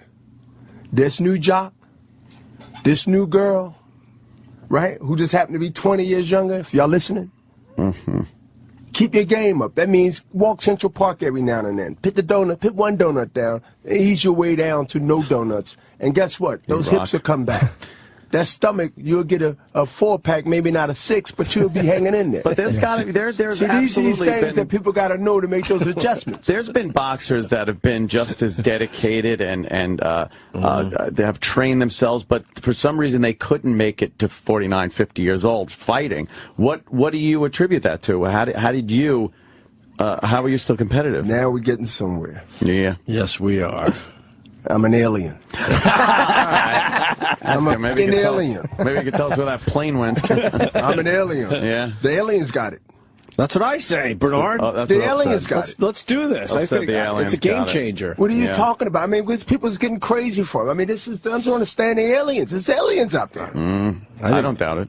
This I'm telling you, I have a family out. There's an alien. I'm from the world. I'm of the world, but I'm not from the world. The alien. You said the aliens, right? I haven't heard you say that, but I'm telling you right now. I said it earlier, and I've said it the last 2 days. I'm saying it now. The aliens took that plane. I just got in 10, 15 minutes ago. Yeah. And the aliens got the plane. Could you see if tomorrow, like, he comes out as an alien and it's true, and we're just sitting here like, watch him be right, and he gets the big headline. And we don't get it. Bernard, where's the aliens? Where's the plane now, though? Mars. Mars. Damn. But we got a thing on Mars. We would see it. Yeah, we have a rover. We have a rover on Mars. Well, maybe they went to the other that. side, though. It's more than one big side, planet. right? Cover a lot. That is true. It's a big planet. It is. Big planet. More than one side to a sphere. They know not to go to Pluto because there's no more planet. Right. That's true. Plus, it's too long of a trip. Bernard, it's cold. You're going to fight at 50, right? That's the big one. The huge one. 5-0 is very important. But that would be a huge pay-per-view. Bernard Hopkins fighting at 50. And you know what would be good? I'm saying I'm going to throw something out there, and I know you heard it before, and whether it's realistic or not, but just have fun with it because something fun could become real. Can you imagine? Just use your imagination. I don't believe anybody's going to beat Floyd Mayweather in the next 2 fights. He's 47-0, right? So he fights 2 fights, and he's 49-0. I get past Shermanoff, I become the undisputed, maybe fight Adonis Stevenson, dangerous puncher, who just signed with Al Heyman, which is Slash. So we got the guy that beat the man that's Adonis Stevenson, that's the light heavyweight, the on paper, the guy to beat at the light heavyweight champion. Okay. 50-50. Can Mayweather, after 2 more fights, and providing I win and I become the undisputed light heavyweight champion of the world, you got all this drama leading up to the big climax of the event. 49-0 versus almost 50. 50-50. Yeah. The name of the fight. That's you listen. 50-50 is the name of the fight. Can he break Marciano or tie Marciano's record? It'll be breaking. I think It'll be tying Marciano got 4. Okay. 50-50. But with 50-50, Bernard be 50, and he wants to be 50. He wants to have 50 wins. Right. And then Time Magazine will probably have me as a 3rd athlete ever. Ali Jordan on a cover. Time having beat Bernard Hopkins. Nice. With 50. Right. And I'm in the middle with all my belts. But you won't be on the cover if aliens took that plane. Well, I put my mask on. I'd be the alien representing the alien. I got an alien mask. So the aliens, I'll be the alien because I don't have to take the picture with my handsome face. I'll be the alien with the green mask on like y'all seen last fight. Yeah. And I will come out with another mask come April 19th on Showtime. And this, see, how I'm sitting here having a conversation with y'all about the future at 49 years old. Mm-hmm. Because I am looking forward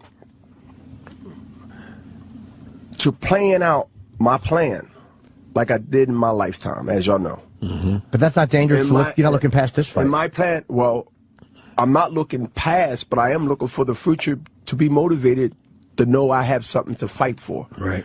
See, the game changes in courses of the career of most fighters or most athletes because I got to at least look to the future, but smart enough and wise enough to understand that I do have something on plate now. I do have something on hand now. There's nothing wrong with looking for the future. Right. You just can't dwell on the past. And so my objective is like, look, to be Shomanov, young, European fighter, strong, coming, European style, And that means something when you're fighting an orthodox type of guy like myself, because the styles can confuse each guy. And who adjusts quick will be the one who wins the fight.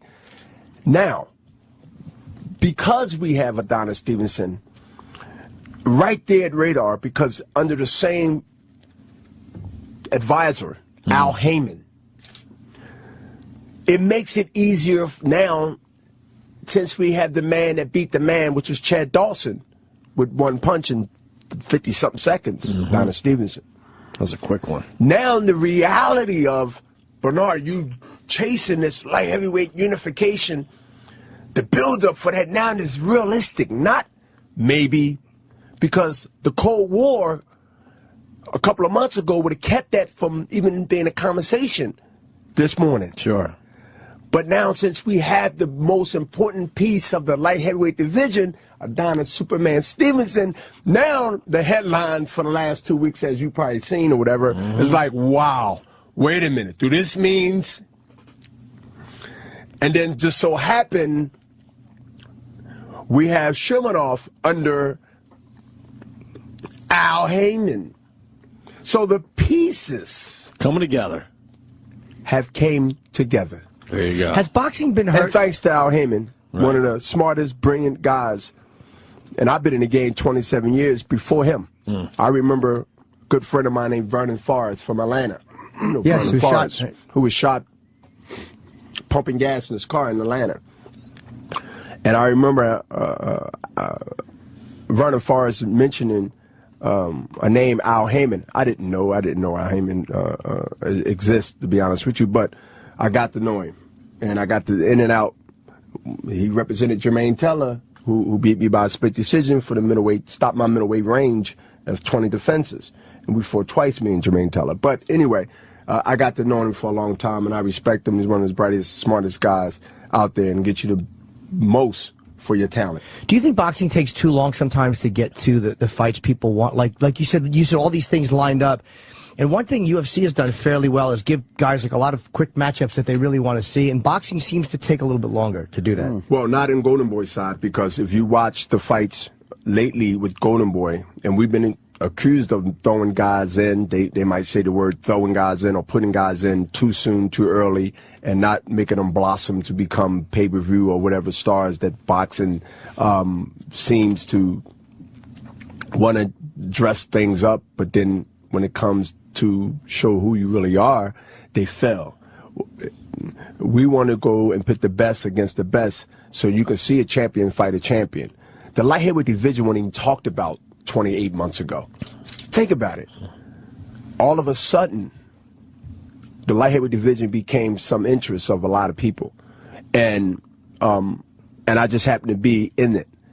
But back to your statement is absolutely correct. You can't blame the MMA or the UFC and those guys like that, and Dana White and them, who I highly respect. And I wasn't a UFC fan. I mean, I talked, you heard me loud and clear. I got to know a couple of guys. I got to see how they train. They train at Johan's Gym in Philadelphia. I'm right next to them. I also been to a couple of matches. It's a different sport. It's a different way of technique. They deserve the respect. The numbers speak for itself. You can't deny the numbers. It is what it is.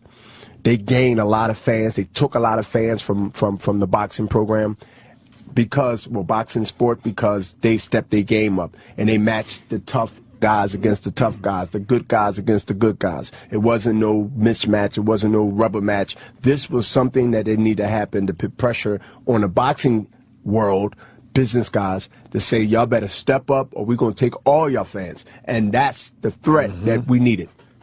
Boxing needed. They said that they gave us do you have to leave? You have other press, I guess, to do? Okay. I can be here all day. I'm very busy. Yeah, you're one of my getting favorite started, people. man. Yeah. Bernard's fighting April 19th, live on Showtime. And how do you say his first name? Shermanoff is his last name. Shermanoff. Okay, yeah, he's fighting Shermanoff. And it's the light heavyweight world championship unification. And again, Saturday, April 19th, it's on Showtime, and it's from D.C. And the real B-Hop, is Bernard on Twitter, and you're amazing, man. You're just an amazing guy. Thank you. Yeah, come back and see us. It's been too long. What's up with you? And I'll make sure that when I come back, that my speech will be just the same. Good for you, man.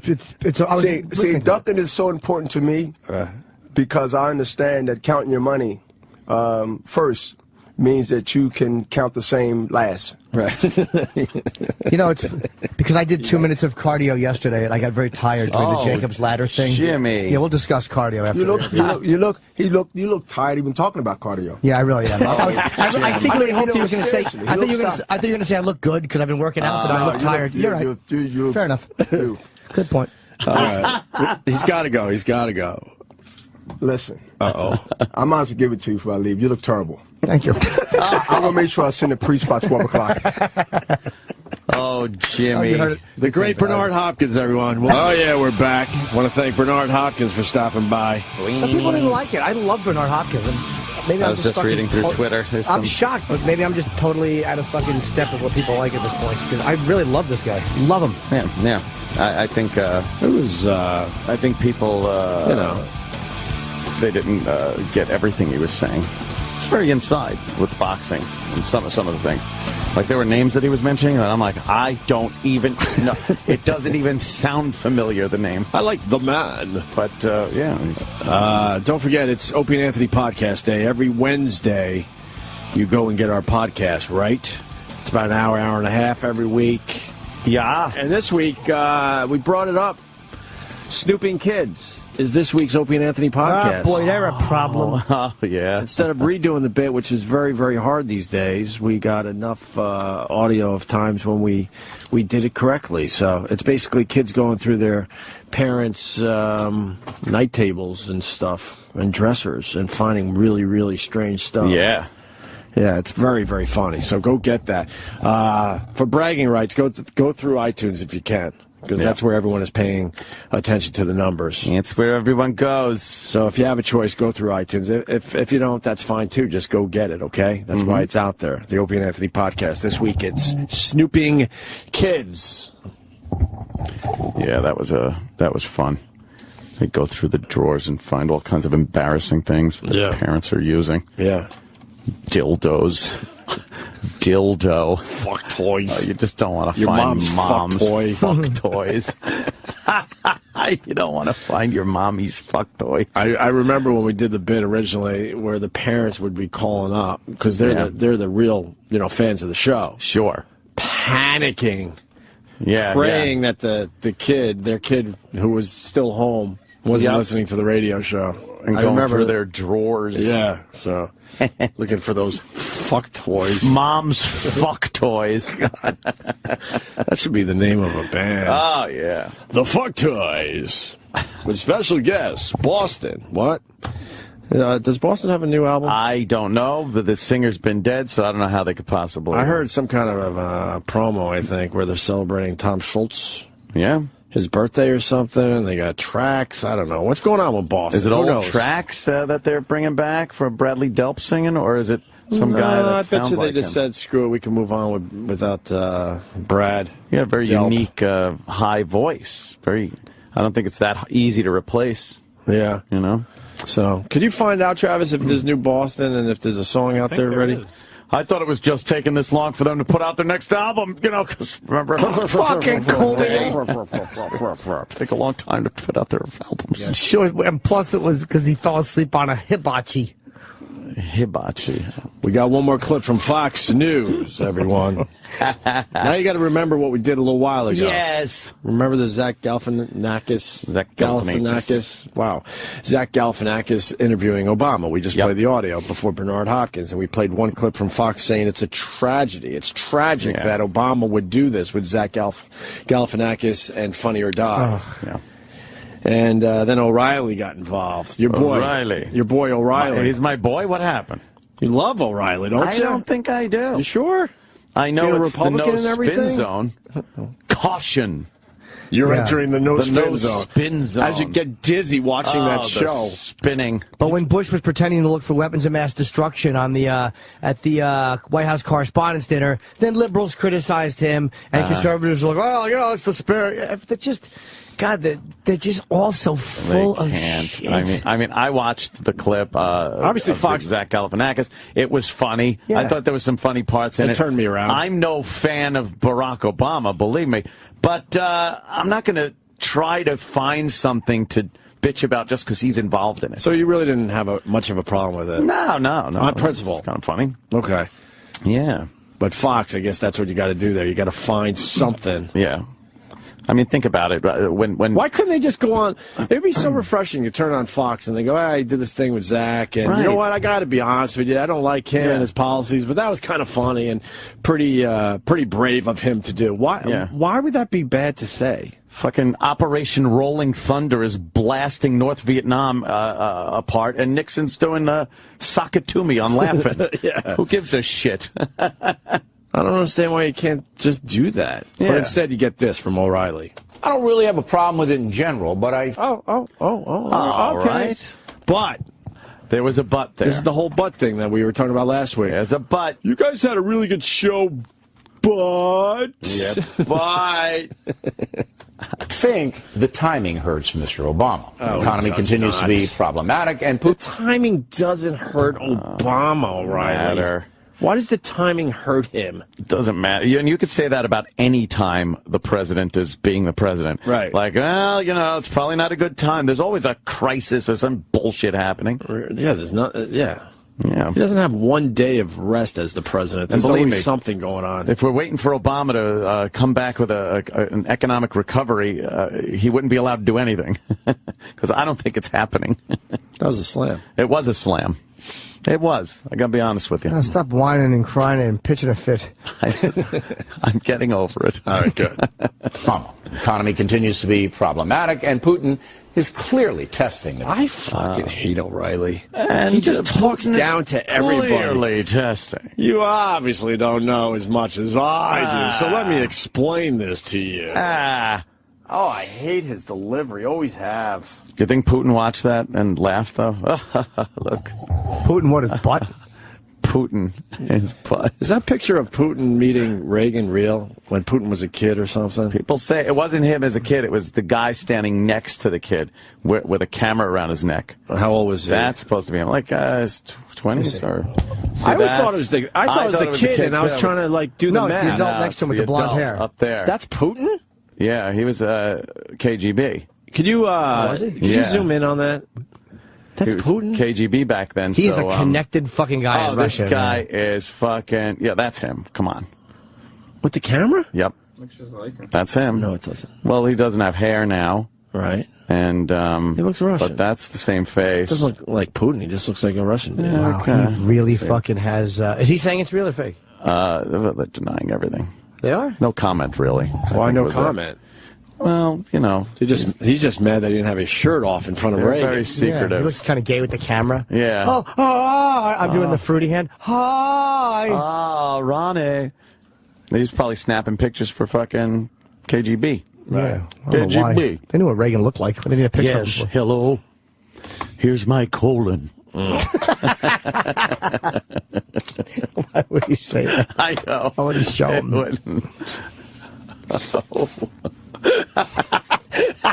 right, Jesus. That's Between Two Ferns? Yes. Oh, my God.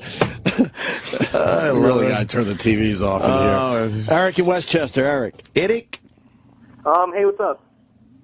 Okay. All right. We're taking calls. I want to ask Opie a question, actually, about the show. And it's just, yesterday he kind of mentioned that he always says this, that he wants to end the show because, like, there's nothing much to do. And I feel like it's kind of disrespectful to Jimmy and Anthony because they work really hard. And I was wondering why he keeps saying that. This is a stupid question. If I leave the show tomorrow, these guys will be fine no matter what. So what's your point? Well, no, I'm not saying it like that. I'm saying you keep saying... First of all, I don't keep saying it. Every once in a while I do. But... Well, no, yeah, and I feel like, and we've been at this 20 years, so yeah, what else are we supposed to do? Does that mean the show's going to end in October? I don't think so. He's going to be tweeting, this guy. Of course he will. He's a no, tweeter. I'm just some loser with some dumb Twitter account. Anything else, Eric? Okay, then forget it. Then sorry. Thank you. Bye. Bye.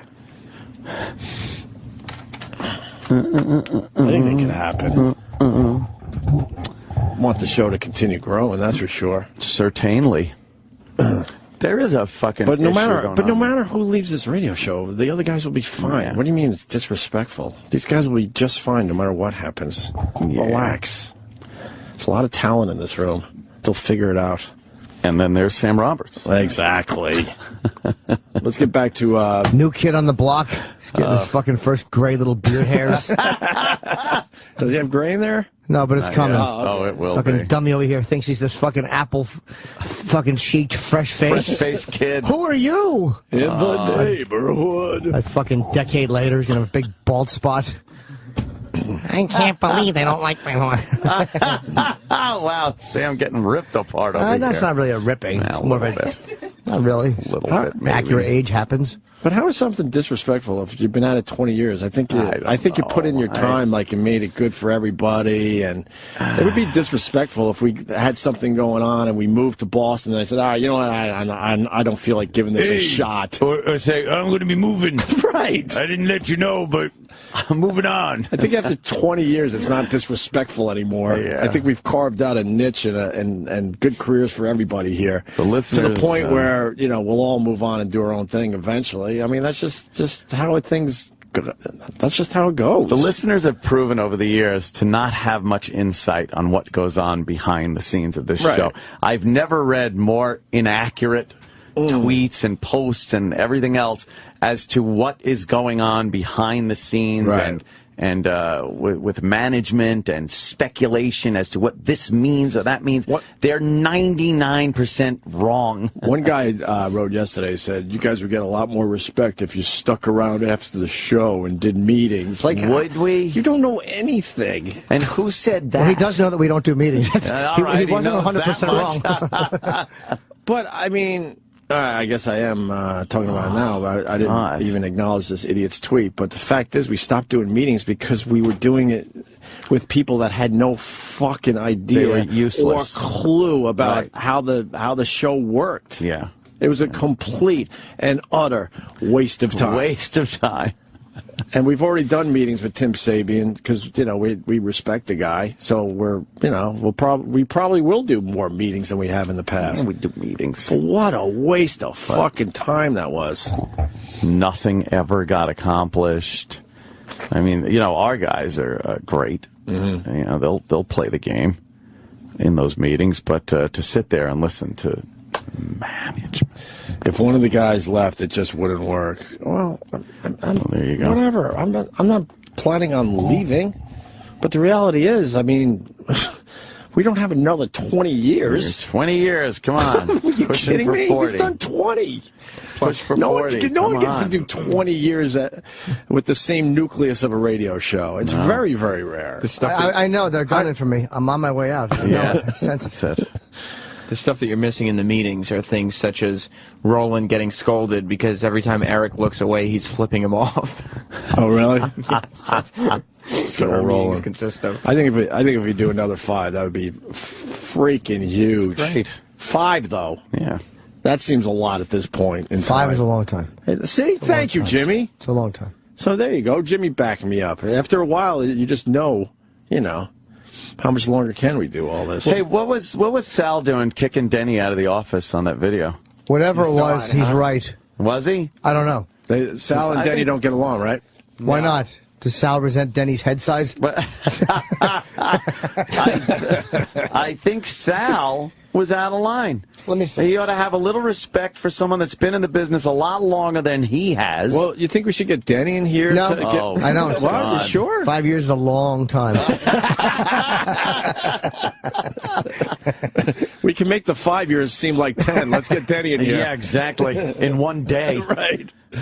Yeah, I didn't think it was very respectful of I don't know Sal. what happened. World War III. I just knew. And I don't think I just Sal's- knew it was Sam and his shenanigans started. Yeah. As a matter of fact, that You didn't fight, start this I one? wasn't even in the building when it started. Boy. So what happened? Well, Nice alibi. I know. And where is Sal? And here comes Denny. And Manny. Denny! He's a wait outside. Sal. Yeah. Love you, but don't miss you. Oh, look at him waltzing down with his dumb slack jeans. Oh, his jeans are pulled up a little too much, and his shirt's tucked in. There he is. Your jeans are too high. How you doing, Dennis Falcone? Hi, Dennis. Gentlemen. Can we do the... I like Dennis. I got no problem Can we with do the O'Reilly clip real fast before we get into this? Oh, I thought that was done. Is that okay, Dennis? Let's do that. It's your show. All right, why don't you leave then? Yeah, come back in like 20 minutes. Yeah. No, seriously. Sal, seriously. Just wait outside the door. Oh, wait outside. You guys Sal's here too? Yeah, you guys gather your thoughts, because obviously there's an issue between No, you don't two. want them talking outside, though. Sal, you go down the hall or something, or Sal, you just sit on my lap, and Denny, you go down the hall. You go down the hall and go your fucking head enlarged. Go separate ways. That tiny little head. His Doberman Pinscher head enrages me every time I see it. It looks like a fucking witch doctor got to him. Yes. The guy from Serpent and the Rainbow blew something in his face. And his dumb legs that got busted when he was a kid. Exactly, his fucking stupid military hairdo from the back, with his dumb fawn legs. Hey, cricket legs, I want to talk to you. Get over here. Did he get run over like ice skating or Yes. something? No, he's walking home. It's almost impossible, but I think he got run over actually ice skating. Ice skating. That's how... hold on. Let me say hi to Joe in Staten Island, and then we'll move on to everything else. Joe, go ahead. Yeah, that last call was full of shit. Oh. Nice. Your show was great, but... Of course it is. Opie and Anthony are faggots who never smoked weed in high school. And I remember point. that. They could have stopped after faggots. Should have ripped some bong hits and drank some beers. Yeah, that's the problem. smoke weed, bro. What the fuck? I think if we start ripping bong hits together, we could last another Ripping 10 some years. bong hits. Thank you, Joe. I'm not stupid. I know the guy. You know, he likes the Jimmy and the Anthony. Yeah. It happens. What are you going to do? Here's Bill O'Reilly talking about Obama on Funny or Die. I don't really have a problem with it in general, but I think the timing hurts Mr. Obama. The economy continues to be problematic, and Putin is clearly testing the president. Clearly. Looks like Putin believes the president is a lightweight. Will a comedy video counter that? Just asking. Here's the most important thing. The Affordable Health Care Act. He's just a smug asshole. The way he presents it, and then he goes, just asking. How does he have fans? It was dripping with sarcasm. But how does he have fans? He's a very high-rated program. He's the big dick at Fox. I think as far as the boss, yeah. But he's just a smug asshole. That's Affordable why. Health Care Act is dubious, to say the least. Dubious. And using a comedic website to enroll people, it's a little bit desperate, don't you think? I mean, enroll doobies. Roll doobies. I see a pattern, cattle. Why is it desperate for Obama to go on Funny or Die? That's where the younger That's who he's people are trying going. to So pitch his little law to. it's a bit unorthodox, but what the hell? Exactly. I mean, he was taking a risk. This is snarky guy. Funny or Die? Well, I'm not a fan of Obamacare, but I understand why he might go in this direction to get people to pay attention to all it. I know is my insurance is like getting canceled. I don't know what to do about it. Why? I don't even know who to call, what to do. Go on the website. So wait, if Fucking annoying. But I liked my insurance. I was told I could keep it. Well, Lying sack of shit. What do you like about your insurance? That I paid it, and if I ever needed to go to see the doctor, they paid for it. There. Wait, nice. another one. Now I get maternity leave care and Good, fucking you need it. Children's orthodontics. Yay! In case you get DNA on their gums, you have the dentist wash it off. Wash it off. Whoosh. Hey, could you get in there and get under the gums? Get all that stuff out of there. Wait, if yours is getting canceled, that mine's Yours is done too. Really? I didn't get any. Must have already sent you a form. I don't read those forms. I got that. Opie has a different thing because you got wife and kids, so maybe they fill his out differently. Maybe it's a different insurance. I sure hope so. He probably has maternity. You don't want to be uninsured. Why? I don't believe in Why insurance. not? I don't have Something it. happens. I'll just go to the doctors Jimmy. and I say, look, I'll give you what I got. Whatever. I promise something. I don't think I had health insurance until I was 30. Seriously. Me too. I had it through my union, so I had it for quite a while. 30. Lucky me. Maybe 30. Maybe. Yeah. Yeah, because radio stations didn't offer health insurance. You kidding me? Ooh. That's all recent. Yeah. It's a little bit desperate, don't you think? I mean, I'm all for PR, and if Carney wanted to go on Funny or Die, fine. But the President of the United States? Stop it, Bill. Shut up. All I can tell you is Abe Lincoln would not have done it. Shut up. Come on. Serious times. Done it. Yeah, but and Obama wouldn't have gone to the theater without security. So fucking shut up. And this is what we were talking about. Serious times means serious actions. Right. You shouldn't be fooling around. Like when Bush does the White House, and again, I'm not shitting on Bush, right? But like when any president does the White House Correspondents' Dinner, same time, Obama sat in that White House Correspondents' Dinner when he knew Bin Laden was about to be captured in a day. They all do it. It's a part of the fucking job, so shut the fuck up about it. And fucking Lincoln, he pulled the biggest joke on America of anybody. That should have been on Funny or Die. That's hilarious, Lincoln. Thanks. I have to disagree with this. It's just jokes. I was talking about the Gettysburg Address. I understood. It was great. I was with you. That's some solid stand-up right there. We read each other's minds after all these years. Exactly. I knew exactly what you were talking about. Exactly. Serious times. Call for serious action. Oh, shut up. We're a divided nation, which Talking Points believes is in decline. Mr. Obama's quick, has a good sense of humor. Those are assets. But he needs to be aware. He needs to be aware of how his enemies perceive him. Because I believe the testing of America is just getting started. Stop it. Utter dreck. Utter dreck. Right. Coming up. Sounds like it was spinning to me. That was spinning. He loves a good spin. Gotta be political. All right, now we can bring in Denny and Sal and get to what the hell's going on. Denny and Sal. And who else? Manny. Yes. Manny, Denny, and Sal. I don't know. Fucking, you know. Denny's implying fucking enlarging cream to his head. Sal taking jizz out of his beard. Two of them. Oh, his head just shrinking. There's a witch doctor following him. He really is. Yeah, he cut the wrong person off. He fucking ran over a girl and her fucking gypsy father. I die with it in me mouth. In my mouth. You'll never see us. Your head will get thinner. Yeah. Tiny-headed zilch. His fucking head gets crushed by a grape. There he goes. Denny, you got a tiny head. Excuse me? Yeah. Yeah. Your head is small.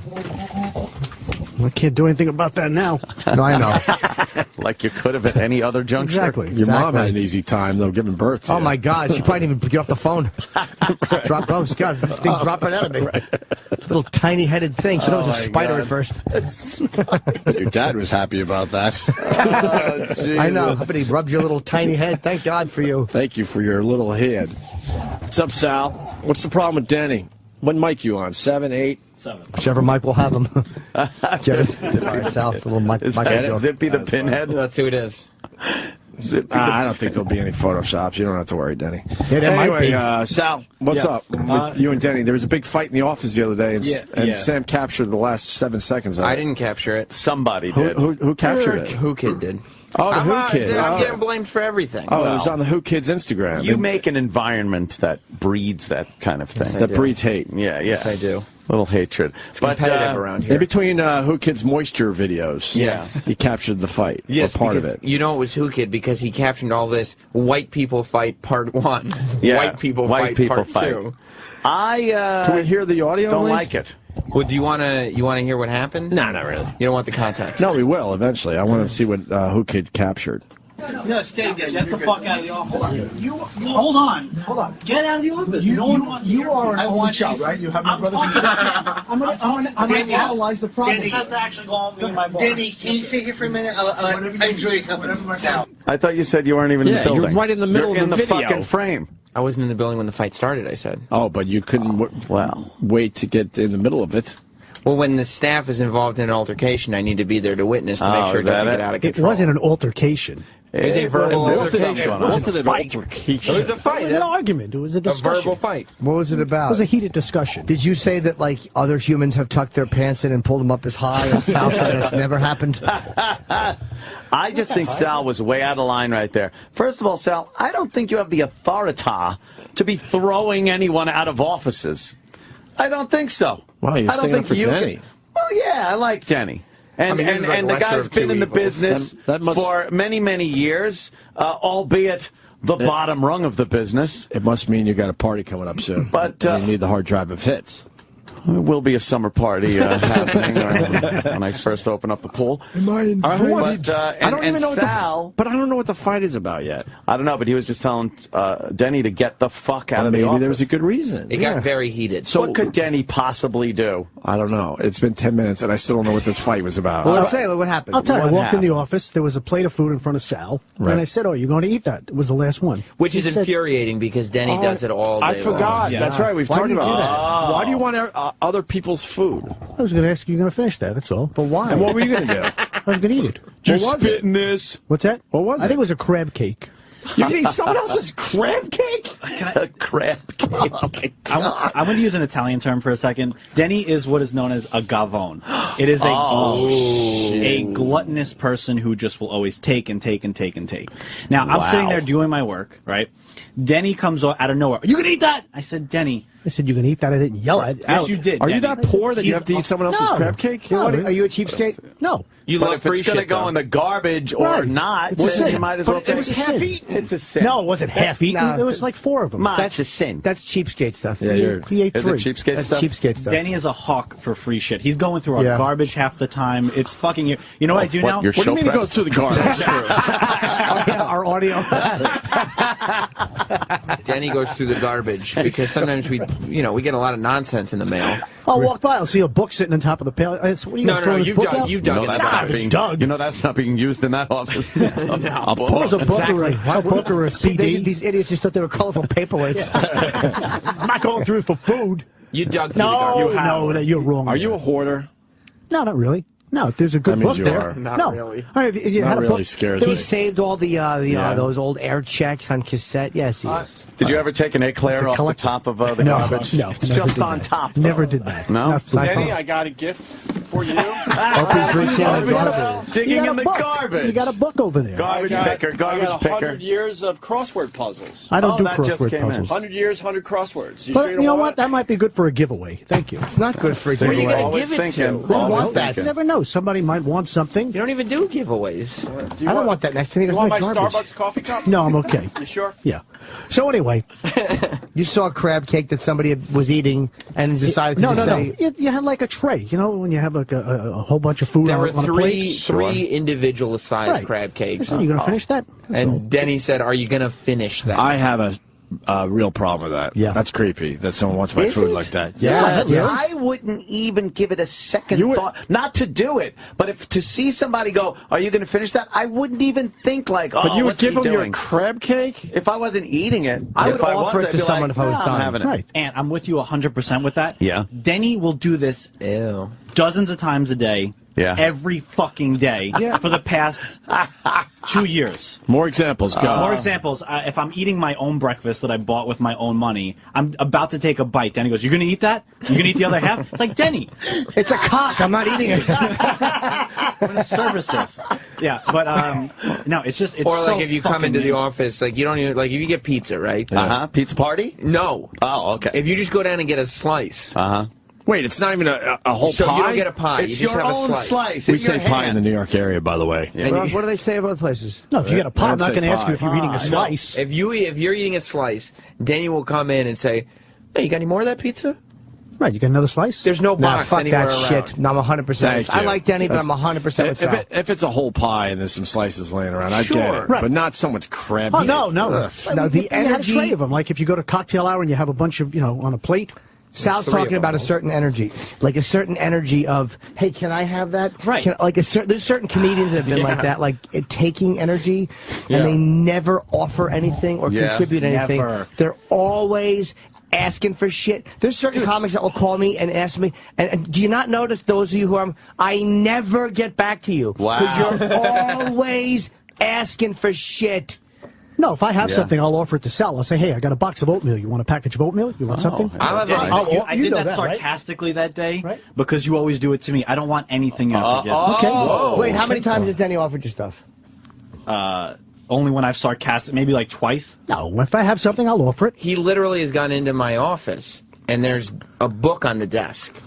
Hey, you gonna read that, or like he wants me to give him the book Yeah, that's it's on like my desk? this is almost It's live. there. It's not a fucking yard sale. wrong with you? And he goes, well, it's there. I just figured out you can't. So it has nothing to do with the actual item or that. It's just this need to ask for something. If it was a book about Soul Train, hold on. I know he's not going to read it. No. Here's the problem. If you did it every once in a while, like, oh my God, that's the Tyson book that I was, thinking about, and you happen to have a copy. Hey, you reading that? Because I would like to read that. I get it, but it seems like he does it every day with things. Correct. That's what's creepy about this. Correct. Every single day. And what I do now to be a complete fucking asshole to Denny is, like, if we throw something out, or even if it's like an empty envelope that is like expired from the mail, I'll dump hot sauce all over. I thought you were going to say you rubbed your penis on it. No, but I'll just completely sabatage it because we know it irritates Denny. It's like a fucking culture to our garbage. That's what the restaurant owners do with their food. So the homeless don't go into their. Pour bleach in it. Yeah, they pour bleach. Yeah, they do. Oh yeah. Oh, because they've gotten sued. That's why, by the way. No, it's more. They just don't want the homeless hanging around their dumpsters. Is how that started. Okay. So they throw bleach on all their food that they throw away, and then the word gets out. You can't, Well, they don't even want things like muffin stumps. You could fucking try to feed them the bottom part of the muffins. They won't like it. Well, what? Nice. They want the tops of the muffin. Top of the muffin to you.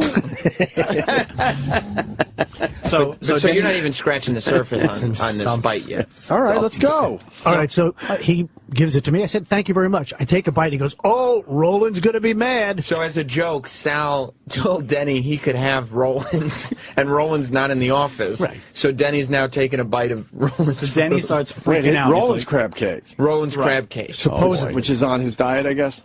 Oh. He was celebrating. It was Friday, celebratory. Oh, I'm sorry. I forgot that's factored into his diet. So I got mad because I didn't think that was funny. I didn't want to take something that was somebody else's. So I said, what'd you do that for? I said, Roland's going to be mad. 2 seconds later, Roland walks in the office. Sal goes, oh, Denny ate your crab cake. What does Roland do? He slaps the dish and the crab cake goes on the floor. That's good. Because, Roland. Fucking Roland. But in the same second, in the same thing, Sal is tweeting this out. That's what ticked me off. This is where Denny got Wait, you upset. started the fight. It wasn't a fight. Why did it tick you off that he tweeted it? Because it's stupid. Who cares? And Denny said, don't tweet this. I said, don't tweet that. There's nothing there. It's stupid. Uh-huh. What, a crab cake on the floor? That's a tweet. All I said was, Denny likes to come into our office and eat our food. That's all I said. I actually, since then, have deleted the tweet. Why? Because a huge fight broke out. Well, because the fight broke out, and Denny didn't want it, and I completely disagree with deleting tweets. I really do. But now you shouldn't have done it. You should have left it. I should redo it today. Denny finds out that it has indeed been tweeted. Okay. And he marched, and he gets not Denny mad, but actual mad. Oh, like we wow. got him out of kayfabe. He was breaking character, and he was actually a human being for a second. I don't like saying he's not a character. This is Denny. But he All the lives shows in a do character. characters. No, he lives in the character. I think. No, I don't think so. He does. He lives in. Do you live in a character world? Part of it. It's a good escape. Weird. It's good escape. But it's not like your character. It's not like a character that radio shows do. It's like he's off the air. He's still in character. He goes home. He's in character. Taking a piss. He's in his character. life. So that's not. But then when you step over, not a character. But he's actively doing it. Like, what is his character? Explain your character, Denny. Or I'm just happy-go-lucky Denny. I mean, that's all. But he's not really that happy-go-lucky. So then when he gets angry, for real, it seems like a departure from his character. His idea of a really fun Saturday is going to a nursery and biting babies' fingers and toes until they scream. You know who does characters? Mr. Amos? That's right. Yeah. I do. Mr. Amos. We'll go down and talk to Mr. Amos. And so Denny goes back into the office, and he goes, Sal, I told you not to tweet that. You know what? You're a goddamn punk. You're a punk baby. Wow. And he was like, Denny. and he was almost like Crispin Glover in Back to the Future going, you get your damn hands off of her. Right. And so then Sal... No, Biff. Sal took umbrage with the fact that Denny had called him a goddamn punk baby, and then they got into just this huge fight. Well, did he at least... Did Denny ask for some of the umbrage when Sal took it? I just was upset. You didn't have to tweet it. You don't have to tweet every little thing. And but so what if he does? What's it was stupid because there was nothing there. Well, and then that's when he started. But it involved me. Well, you chose to go into that office. You have a Twitter account. Yep. Oh, boy. 100%. Oh, no. Yep. Denny, the room is turned on you. No, I agree with Sal on this We're one. having a heated discussion here, that's all. We're not heated. So you're a public guy. You're not a private citizen. You're a public figure, on this radio show. And something happened. Sal's got the right to tweet it. But that's when Sal started saying, "Get the fuck out of my office. You're an old fucking man." Whoa! Crazy. Go to human resources with that. No. Oh, man. Well, Denny did bring that up. Denny goes, what if I go to human resources? Denny. Fucking go to human resources. I wouldn't, but Why that's would the you point. bring that up? Well, that's bitch shit. Why He would you just bring that up? brought it up. As a it's joke. not in a He's heated on radio. argument. Holy fuck, it's a joke. Right, but you brought it up. Not in a heated argument. You're backing him into a corner. Our show doesn't go to human resources. You're backing a jackal into I a know, corner. but in the same breath, I said I wouldn't do that. Then why mention it? Because it was there, because he's calling me an old man. Wait, so you called him a young punk. Did you say it as so a you joke, can insult or him, did but you he mean can't it? insult you back? I wouldn't. Was that a threat? No, it was. Of course it was a I threat. just threw it out there. Nah, bullshit. It was a threat. You called him a punk. Right. Okay, so you can insult Sal, but he can't insult you and call you an old man. A punk is not a problem. Because you said it. That's a problem to the punk. So you have no ability. This is like sociopathic shit. That no ability, the arrogance of having no ability to see that you contributed equally to that. It was half your fault. Are you on the spectrum? No. He's 100%. This is 100% A little bit, Sal's right? fault. 100%. A little bit? Yeah. Didn't you want a certain How far do you think? female that works here to get up on a copy machine and copy that No, ass? that was a joke. Yeah. And was then a joke. when Nicole announced her pregnancy, you told her the baby may be stillborn. Like, we wouldn't even say that. We've done horrific things with our careers, and we would never say that. I just would never say that. I know how sensitive women are when they're pregnant. But I was just relaying the story. That's that spectrum What a shit. horrible story to relay. You're so on the spectrum. Way deep. But you know I what? don't think it's deep, though. I don't know. He threatened Sal with human resources in an argument. You want to hear another clip from Who Kids White Fight? Yes, please. Office Cam too. Is this on World Star Hip Hop yet? A white and a white. You're right. So, He has a box of can I talk to my boss? Go ahead. But you get the fuck out of the office? Whoa. This is the Opie and Anthony office. You can We'll talk like gentlemen. Talk like gentlemen. disrespect. Fuck, I have no respect for Just that. be a gentleman. What the fuck? I respect you. Are you okay? Wow. You called him a punk. How is that being respectful? Where's E-Rock? I saw he still was in think the Sal's office, too. way out of line here. I think Sal's way out of line. I will admit, Denny was able to break me. Like he was should able have to get a kept rise it out of me. professional. You're right. That wasn't a professional way to represent the Opie and Anthony show in, as you pointed out, the office of the Opie and Anthony. But he wasn't respectful to Sal. Like, we didn't see the opening to that. It's almost like if you come in halfway on an argument and you see one guy shoves another guy, and the only thing captured on video is the other guy shoving him back. Oh, boy. He came in and he didn't just say, hey, buddy, could you not tweet that? And then go, I really asked you not to. That's not cool. He came in aggressively and, like they said, mad. So what is Sal I'm very supposed to do? confused. Who cares if he tweeted it? I totally agree. And That's a who gives a crap tweet, I didn't tweet really. any photos or anything. It literally just said, Denny, I put at Dennis Falcone likes to come into our office and eat our food. That's all I put. just didn't think Why did that bother you so And that's much? a fucking there was any fact, reason. too. Okay, but I didn't think there was a reason for it. So what? You don't need to think there's a reason for it. Sal did. Okay, so you know what? I'm going to admit I was wrong. Wow. Okay. I was wrong, and you know what? I went over and I said, let's shake hands and let's... Well, you know, we do it differently on this show. It's an open mouth kiss. You know that, right? So That's right. You and Sal. On the you and Sal now need to. And you know what? This guy helps me all the time. If ever I need something for computers or audio, he always does. If your balls are heavy and need to be drained. It was just one of those things. You know, we're Careful, basically... you might go to human resources. No, I know. Yeah. Just Are we okay? Yeah, we're one big you happy sure? family here, yeah. Not going to march down where I don't even know where that office is. I have no Thank idea God. where it is either. I wouldn't do Thank that. God I don't know those people. I would never do I wouldn't know him if I bumped into him. But why would you say that to him? I don't know, Jim. It was just in the heat of the moment. Whoa. Asia. Heat of the moment. Great song. Look, now he's trying to You know, suck that's the up. first supergroup? I do. Yeah, I like them. Trying to suck up by using Asia right there. Exactly. I see that. Well, It worked, though. It worked. It was the No, Jimmy's right. I was wrong. No, but when you're arguing two guys, and it's not like you Yeah, just I know, came I up, know, I know. you'd say, I'm going to go tell the boss? Come Well, no, on, man. because he was saying something in front of other people, and they might say, you know, Sal called him You an old man. stormed into where I work Right. saying you're a punk baby in front of my peers. That's what I'm saying. Like, I would never be crazy enough to insult somebody verbally like that and then get mad when they insult. If I walked in here and said to Sam, like, you little piece of shit, and he went, fuck you, if I said, hey, man, don't curse at me. Right. Like, what? Yeah, and I'm more creeped out about the crab cake. How much money did you save by not having to buy lunch? No, I don't know. Somebody just made them in the office. Slapped him out of his hand. He still had to buy What do you mean lunch. they made him in the office? What was the last You guys thing? are making food in the office now? What the fuck is this? The lovely Heather B. Goddamn home ec? Heather B.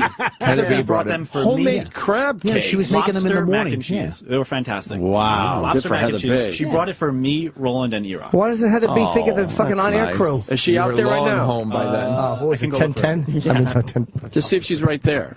Time. So she's starting trouble with the staff. 10:40. I know. Dividing the staff. No, she's not around.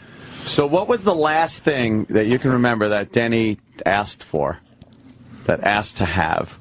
Crab cake. What Well, that it? was Friday. Yeah, give us a list of some of the things he's asked for recently. He was And gone. where's Eric? Monday. Where is Erock? In the office. Roland bought donuts yesterday. He's always part of these. He brought in donuts. And Roland brought donuts. Oh, Did he eat any? donut. Or did he just I bring don't, them I in? don't know, but You want another quick clip of Denny in the office? I'd love It that. still goes. There's 4 clips. Oh, This is good. clip Yeah, 3. let's hear clip Nice. 3. But you're a punk for putting this stuff on Twitter. What is the reason? Put it on Twitter. You're a punk for coming in here every 2 minutes of every fucking day asking for free shit. When you pointed your finger and went, you're nothing but a goddamn punk. A goddamn punk. A goddamn punk. A goddamn punk. There you go. So you called out a punk twice. You called him a punk twice. I walked back up to the office, and Who Kid is just sitting there like yelling and screaming like, "Oh, they're using the P word in there! They're using the P word!" Love Who Kid. Ah, shit. Here comes Eric and Roland. They'll here add they to are. this. Great. Oh my I goodness. hope not too close together. The Fucking Roland's yeah, gonna take Denny's exactly. side, watch. But you guys don't remember some of the things Denny has asked for anything. in recent memory. If we get, I don't like get, the That's answer something. anything. That doesn't help me. It's There it books, is. CDs. If we get like love a good CD. like like swag, like T-shirts, anything. Right. You guys have anything to add to this, Eric? I saw you were in the middle of the fight there. Watch Roland take Denny's. No, I love Denny. The only thing he asked me if Taco Bell could deliver free breakfast menu food to taste. You asked for free Taco Bell? No. Here's how I brought it to him. I said, "Hey, by the way, he's Taco Mexican? Bell is no." Yeah. Serving Denny's a breakfast. mooch. Taco Bell. Hey, Taco Bell. And you know how, and you know how when a restaurant something new like that comes out, they want to promote it. Uh-huh. So maybe they'll be Say, sending hey, up if some. Taco Bell calls you, I love the. Why don't you just go buy it? Denny's a cheapskate. Big time. Denny's a chiseler. No, not really. Yes, you are. Yeah, yes, you are. You know how like Howard has the free cupcakes? I wouldn't know. He'll go in the back and he'll get a whole plate, and he goes, "This is for tomorrow, boys." See. So you stash a little for Save a later. little cupcake. I bring them out to the staff. Usually, I give there one you to. Iraq, anything to add to this? Erock, your observations. I think you said you were asking for the last thing he did. What'd you shave with Miracle Grow?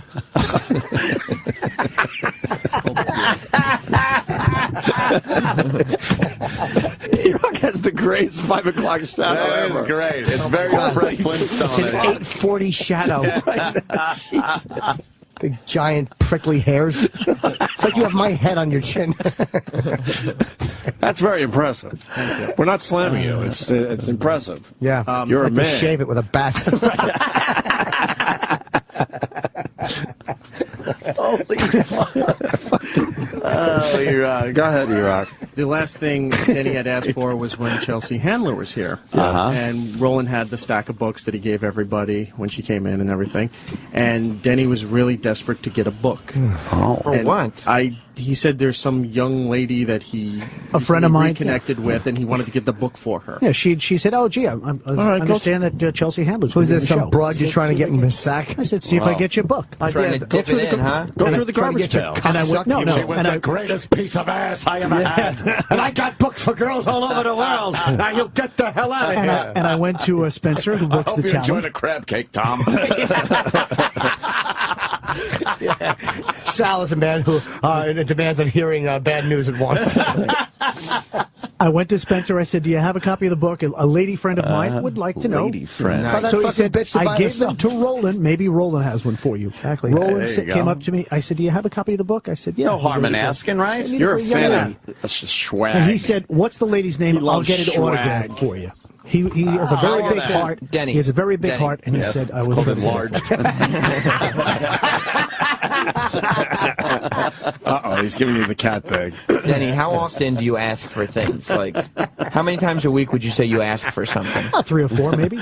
maybe. That's I right. see There's something. You got only a copy 5 of a work book days. there. That's roughly every day. That's 80% of the work days. Really? You guys get a lot of stuff. Which means it's always higher than the number you give. Of course. It's pushing 5 days a week. Yeah, so every day he's asked. Pretty much. I would say every day he's getting something for free. I actually, as we took a second there, I remembered some things that Denny has asked for. Okay. recently. Oh, good. Well, Denny one day came into the office and he was like, "Hey, I know the guys are getting the NutriBullets, right?" He's like, "When can I get one of those?" Roland, did he ask that or did he not? He's asked 4 for times. a full Okay. NutriBullet system. He asked that day, that morning. I gave Denny my old Dollar Shave Club razor blade handle because we get a lot of the blades in the office. You gave him the handle that you used? Hang on. Jesus. This is where that Great fight got gift. heated. Now that I think about it, you should have brought that up earlier. I forgot about it. This is why Denny got so pissed. Sal had given him this Dollar Shave Club razor handle. That's all it was. And Denny said, "Where's the head of it? I can't sit on it like this." This is a cock in the ass joke. Sorry, Human Resources. Here we come. See you after the show. And so know how Denny loves running up to Human Resources. Absolutely. Running. Oh, Really? That's true. That is true. He's got his little plucked off daddy long legs. Exactly. legs. Like a marionette up the steps. Old puppet. Here comes old puppet shins. You do walk like a spider. Yeah. I got hit by a car. What am I supposed to do? Yeah. I'm lucky I could walk. it. I'm lucky I could walk. I know. I wish it would hit you in the vocal cords.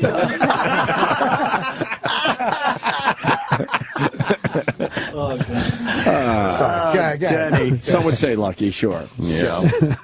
What else, Sal? Was that it? No, so he gives him the razor blade handle, and then Denny takes it, and then like 2 minutes later calls Sal a goddamn punk baby. Oh, and that was just before goddamn punk baby? Yes. And then Sal gets really upset. For some reason, goddamn punk baby is the one thing. Like Marty McFly has chicken. Right. Sal has goddamn punk baby. Oh, man. But I don't think anyone will tweet that today. So you'll be safe, Sal. There'll be no Photoshop. You'll be all right. Stay weird. Is there another clip of the fight? Well, so I was going to say, then Sal goes over to Denny's desk and starts going through Denny's shit and demanding that he returns the razor blade handle. I said, how petty. And then he finally gets it. He finally gets it from him, and he breaks it in half and throws it in the garbage. He said, "Give it back to me, or I'm going to make your life hell." Right, so make your life miserable. Yeah. Miserable. And then that shit that goes. I know. And that idiot from yesterday wants us to stick around for this. Right. Yeah. For this. And that's what got Denny so upset. Was that he broke his free gift? He had a free razor His blade trinket. handle. Yes. Something free was then taken away. He's an It was Indian childish. giver. It was childish. Childish. I have another thing that Denny has requested in the past, and I think we should tell this story in its entirety. Oh, really? Yes. We should, huh? No, this one, Just add Sal's name to the wall, everyone. Let's not discourage Sal. He's taking some initiative. Let's encourage him. Let's encourage the young buck. Denny, do you remember when you asked for the Beats by Dre? Oh, the headphones. And I think we should, Sam, you want to take the lead on telling that story because you'll probably have it better than I. Is that when he opened the box? Yes. No, that was because you guys tricked me. You guys said, "Open the box." It was E-Rock's box. That was not nice. That was not nice. Sal tricked him again. Some E-Rock wasn't in. It was not me. It was Roland. Why are you easily tricked? He's so easily tricked. And it's always the same trick. He said, "Here, open this box." I said, "Okay." If you were a bear, you'd have 3 legs. You must love Halloween. Roland goes, because Roland wanted to open E-Rock's mail, but E-Rock was like, "Of course you can't. I'm not there."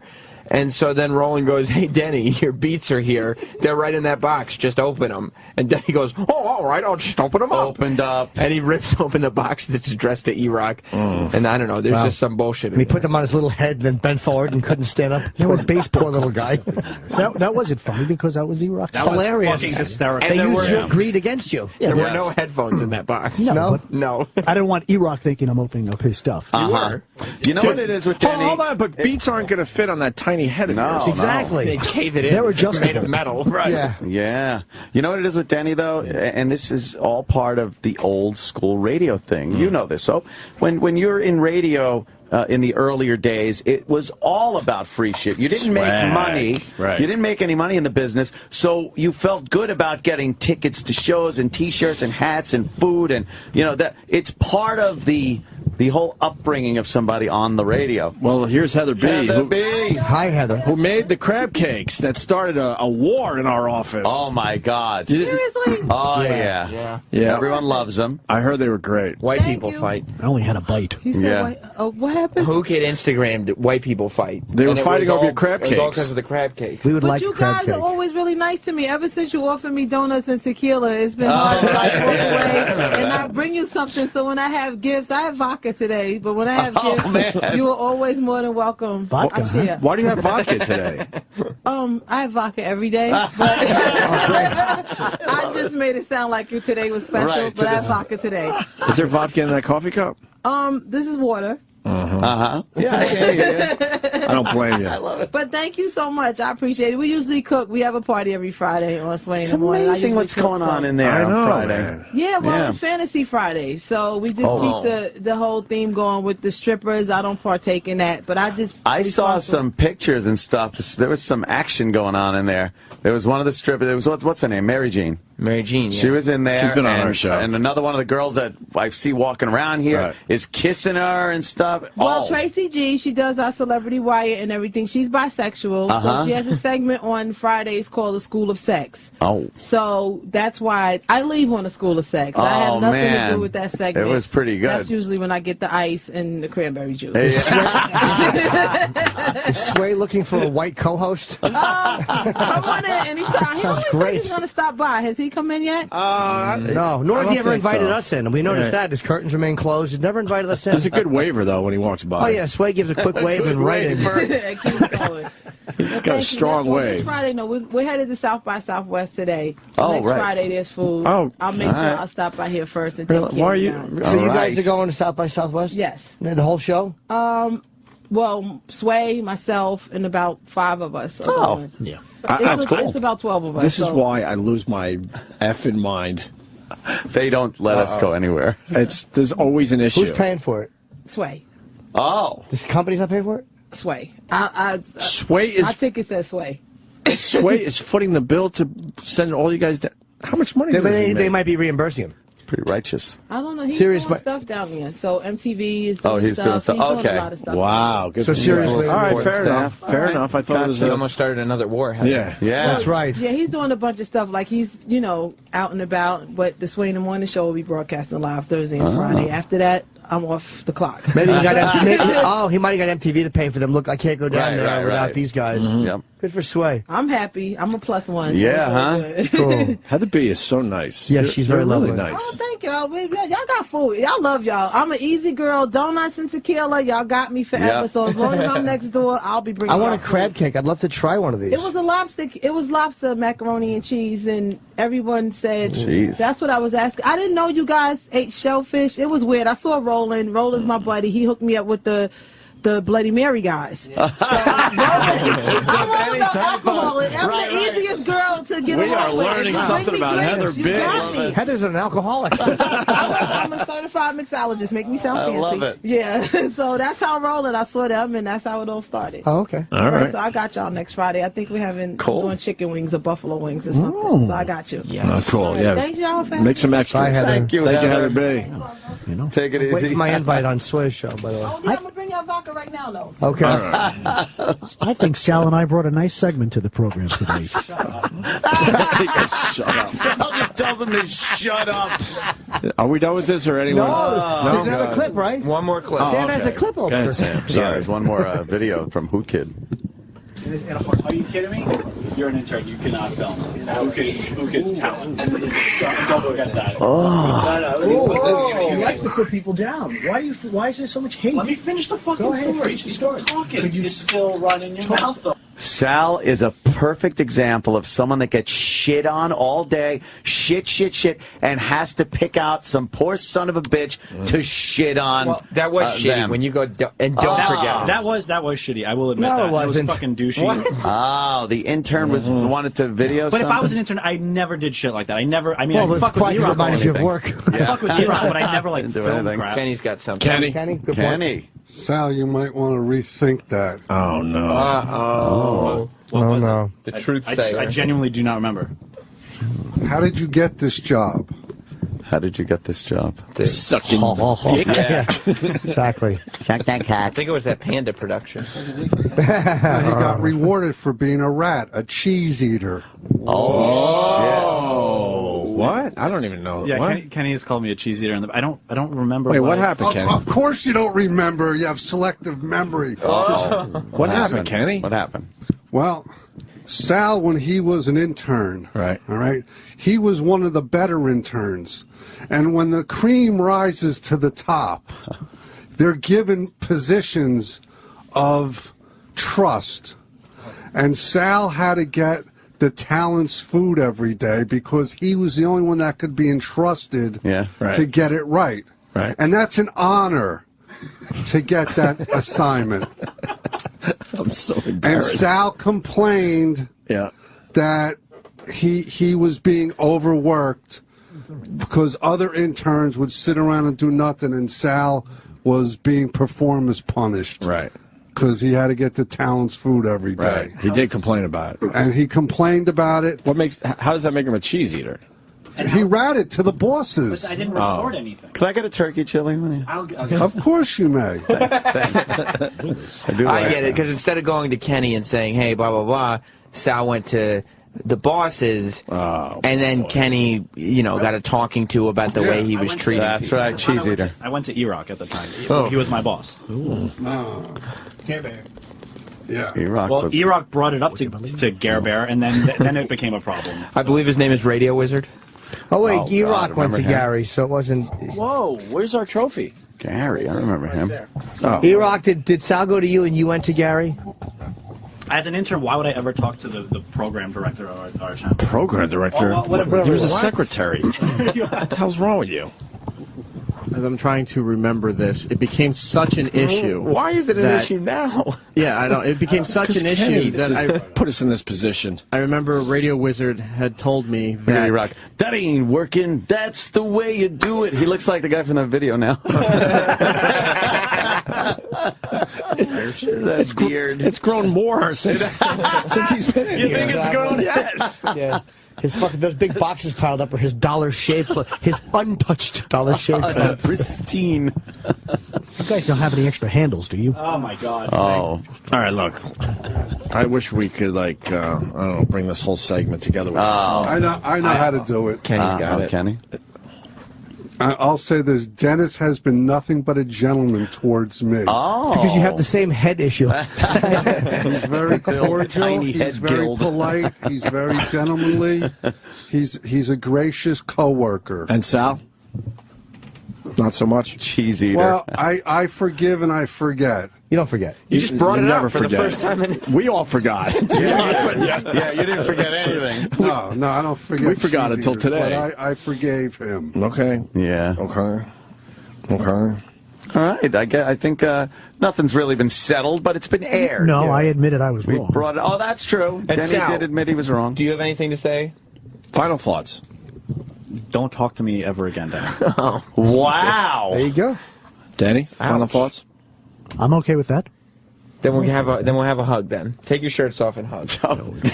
Well, that's how we do it on the Opie and Anthony show. Come on, Denny. Come on, Denny. Come on, let's do it. Because Shirts off. shirts off. My shirt. No shirt off. Shirts off. Shirt off. What are you? Shirts off. Why do you take your glasses off?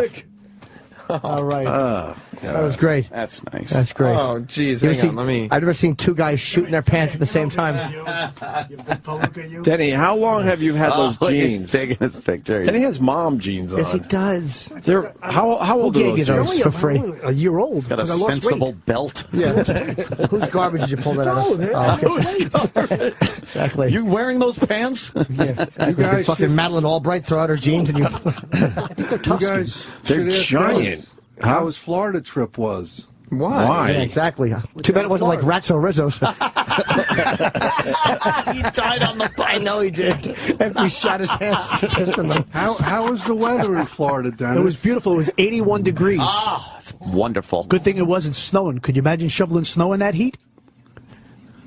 I've been saying that line for 30 years. Yeah, you It's a posted it on great- Facebook. Oh, it's not a great line. Yeah, because it's snow Kenny and melt. loves it. Kenny likes Because it. Kenny just set up that awful line. Yeah. We worked pretty well together there. Oh, God, yeah. I don't get the Vaudeville. line, though. Well, because it wouldn't snow. It's 81 degrees. Right. So then what would you be No, I shoveling? understand Well, that. but that's the joke of it. Yeah. Yeah. That's the joke of it. That's the joke of it. What?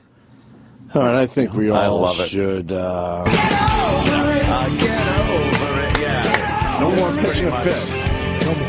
Yeah. No more asking. Sal was pitching a little fit. I was. In there. Poor dumb intern from Jersey right across the bridge. All right, why don't we go to break? Across the bridge. We got great stuff still to do on the show. Ooh. We got the 911 call. Was that the one with the cat? Oh, yeah. It's a great one. And Like the Bruiser Brody. Chelsea Chelsea Handler clip's really good from Piers Morgan. Thank you, Sam. She fucking beat him up, right? A little bit. And our pal made TMZ. Something he was trying to not talk about is now everywhere. We'll explain next. Stay there. Oh, yeah.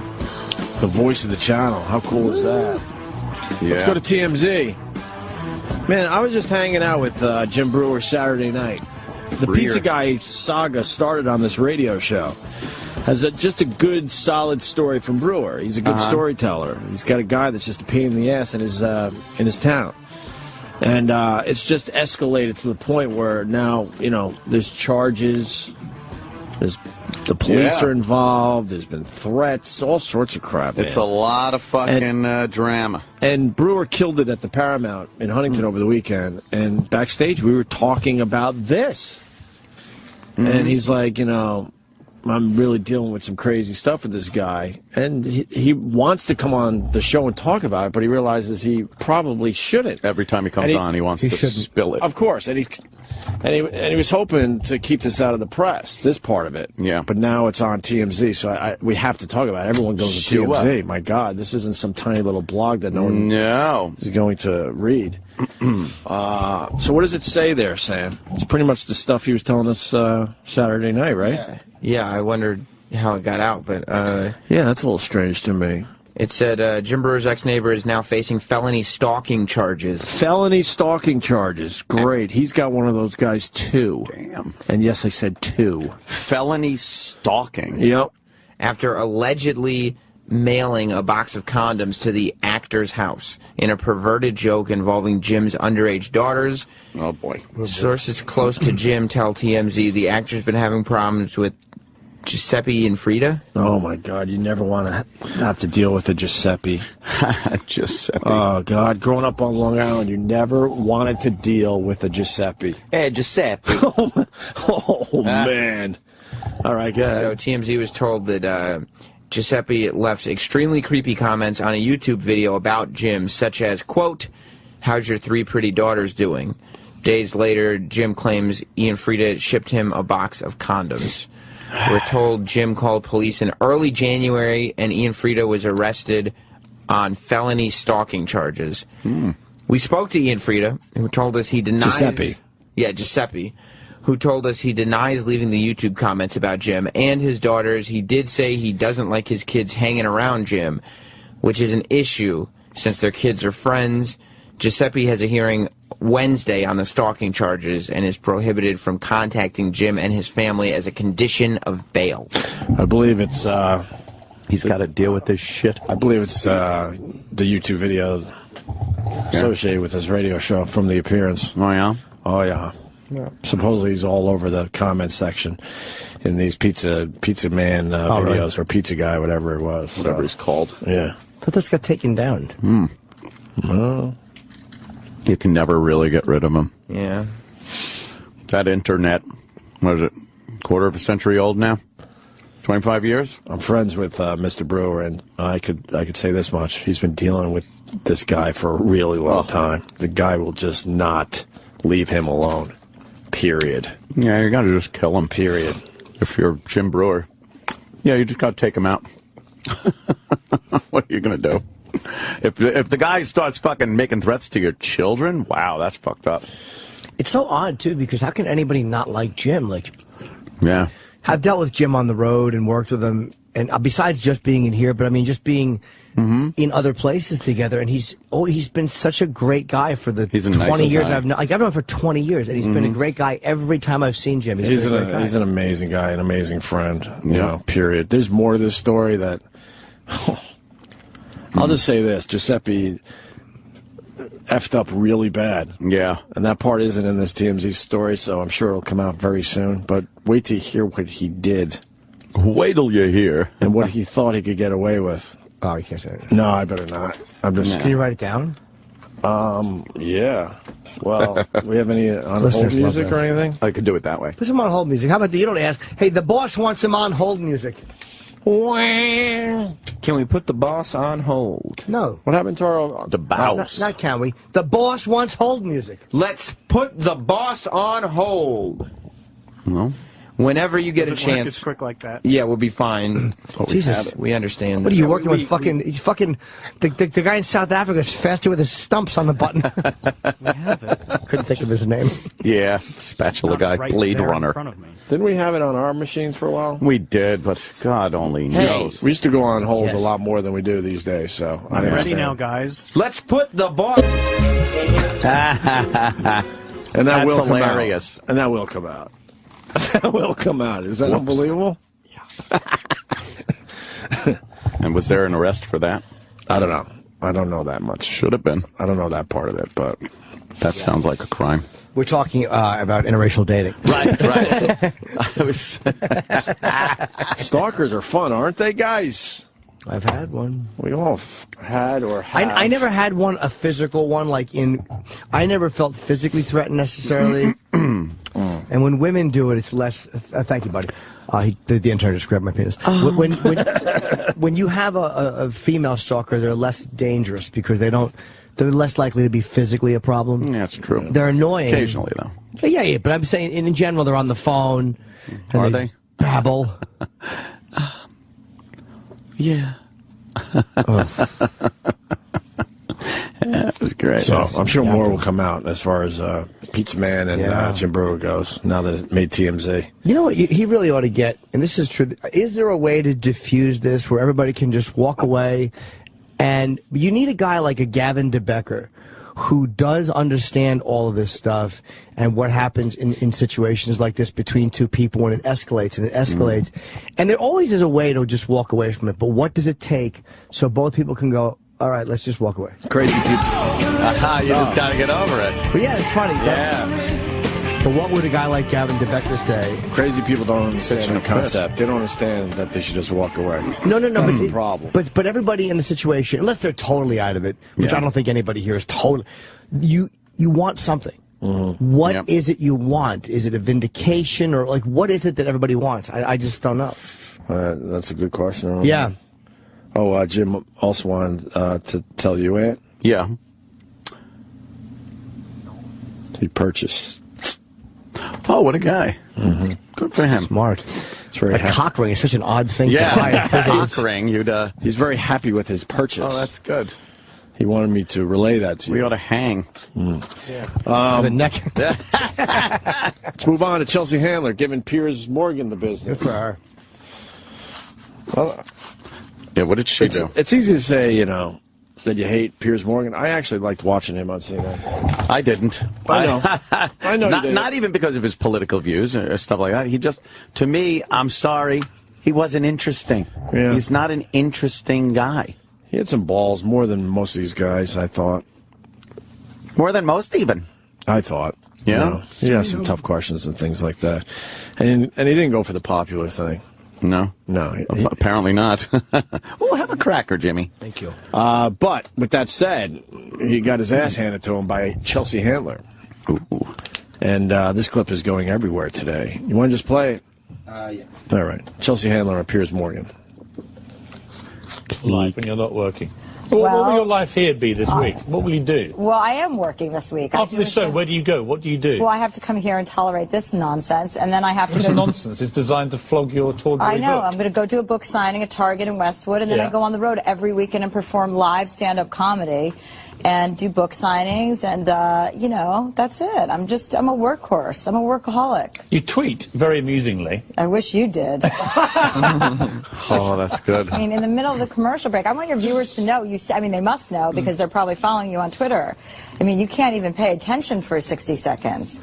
You're a terrible interviewer. Oh, you just weren't keeping my attention. That's Well, more but an issue that's for you not than my me. problem. Well, it is your problem. This is your show. You have to pay attention to the guests that you invited on your If they're show. interesting enough. Yeah, they are. Listen, it doesn't matter how interesting I am. You signed up for Of this course it job. does. Well, maybe that's why your job is coming to an end. Wow. Oh, wow. Bravo. Wow. Bravo. I guess during the commercial break, he's tweeting. Right. He's tweeting, so... Right. And you can't just turn around and say, well, you're not interesting. That's what he tried to pull on her, but... Because, you know, she got the best of him. Oh, man. That takes balls. Good for Chelsea Handler. I wonder what that's all about. Like, she... He must have just Did annoyed something her. happen? Yeah. Yeah, because Like, she would have just given him the benefit of the doubt. Or she would have, if she truly didn't like him going into the thing, she probably would have said no to the interview, no? There's plenty of other hosts on CNN she could have went on. Yeah. So it must have been something that was going on during the break where she was like, really? Yeah. Wow. I don't know. She's more It's a popular guess. than he is. That could come off as bossy. Whoa. No. I think Chelsea Handler was being bossy. Whoa, watch out. I know. I'm fully backing the ban bossy hashtag, but in that case, that was bossy. Good for her. Yeah. How's that bossy thing working out for everybody? I think everyone forgot it with Coney. It's Ban already bossy. gone. Got to ban bossy. Everybody got all worked up about Obama on Between Two Ferns. That's true. So I forgot about bossy went out bossy. the fucking window. Is that what happened? People thought it was bussy, so they're all taking the train. It's just... Is that a good one? No, it's not even close to good. It's so far from good. Neither am I. You send your boy a birthday gift or what? Well, I'm trying to think of what boy. Mitt Romney. He's 67 today. Hey, my boy Mitt Romney. Oh. You send him something? A little something for his No, birthday? he's got plenty of cake himself. He doesn't need me. People are saying that documentary's great. I got to It is watch good. it. Yeah? You saw it? Yeah. Yeah, they follow him. Netflix Supposedly did. he's not such a stiff. No, he actually comes across like a real human being. Yeah. God, what happens to these guys? They followed him on the first campaign trail and then the second one. I saw, I guess it was Perry, right? Was the Texas guy? Yeah. Was it Rick Perry? Rick Perry. He was on recently on one of these news programs, and he was like, so different. What happens when you're going for the presidency? I guess you're so fucking tiptoeing.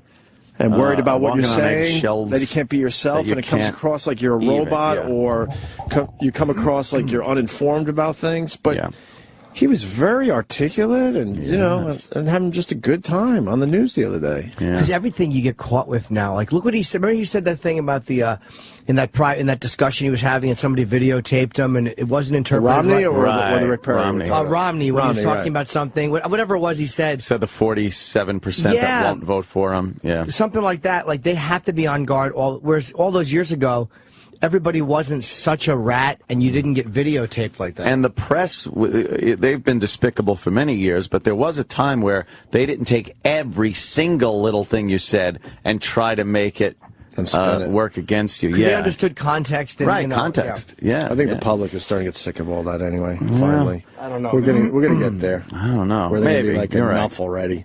Stop picking apart every single word this Are you person is saying the pendulum might swing back the other way? I do believe that could be a possibility. I have a song about that. Yes. It was interesting seeing him go through the debate process. Yeah. Because remember, he killed Obama on the first debate. Yeah. And even after that, like, everybody's around him going like, oh, great job, you did it. And he's like, well, you know, it's very traditional. Usually the new guy wins the first debate, and he's going to come back strong for the second. And I knew, yeah. Like, he wasn't gloating. He wasn't clueless. I think Mitt Romney would have made a good president. I think he would have. Oh, the best president ever? No. I know. Who knows? I think he would have made a good president. Who knows? I don't think it would have been a disaster like we have now. Are you you're not happy with Obama's job he's done? Not really. Oh. I was watching that House of Cards. We're trying to do it. Oh, were you? That's right. Oh, that's okay. We were doing a bit. Oh, shit. I thought you were just getting food. I was trying to not let it distract me. Yeah. But then I didn't realize it was a bit. Keeps offering his rap. Oh, yeah. I might have tried a Denny line, like, are you going to eat that or something? Oh, you're going to eat. Trust me, it wasn't going to be a brilliant bit. No. Sorry. I was watching, when I was watching House of Cards, right. I was looking, just going, oh, look, it's a gray-haired white president. Look at that. It was like the old days. I was waxing fantastic about it. Just leaning back on, remember that? What that looked like?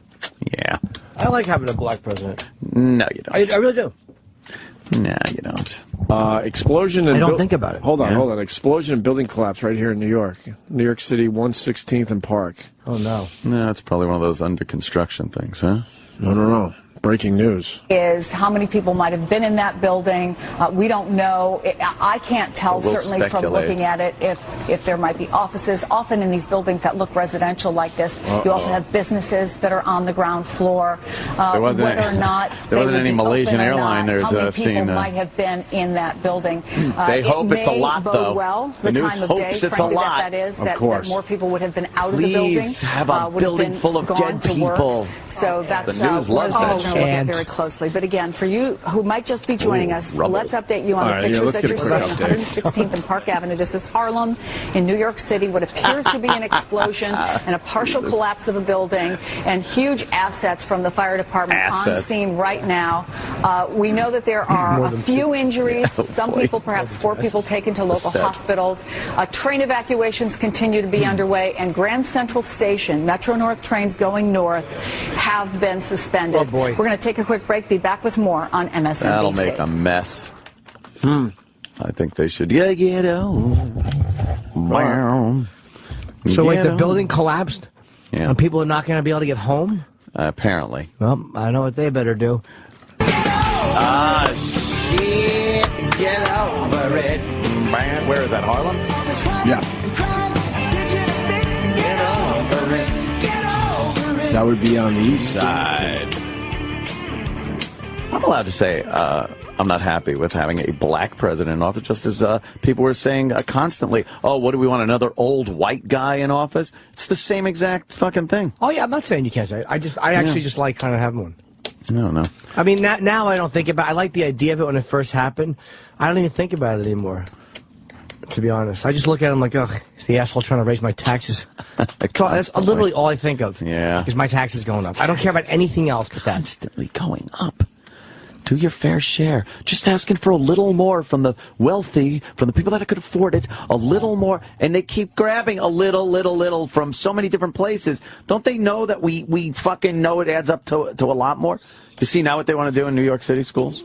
What now? They want to give every kid the free lunch because it will take the stigma off the kids that do have the free lunch because they can't, they're standing in the free lunch line, and then you get the kids that can pay for lunch are paying for it, and then the kids that look like they're utter nonsense. How about everybody has to wear the same clothes because then the rich kids' clothes are going to look nicer? They do that in Catholic schools, yeah. Well, yeah, but I mean, wear that's the uniforms. I mean, I'm saying for level reasons of poverty. Captain and Hook money. Fish and Chips. They make you wear the uniform when you're taking those catch of the day boxes out to the boys at IBM. Mm-hmm.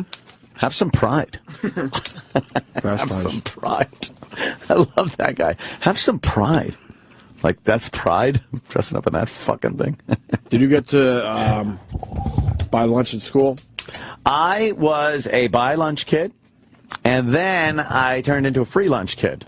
Nice. You were a free lunch kid? Yeah, I had to get the free lunch. I was on the welfare. No, I was on the free lunch. Nice. Because we qualified, Mom was working her ass off. 3 kids. How'd you pay? Pops was like... Your name was on the list? Yeah, name on the list. Did they at least make believe you were paying, or did everyone know? No, everyone pretty much knows. Oh, man. But it didn't matter. There was all the degenerate kids I hung out with. They wanted the free lunch. And they were all, if there was somebody making fun of me because they paid and I didn't, I probably wasn't hanging out with them anyway. In our school, there were so many kids on free lunch that they didn't even try to hide it. They were just like...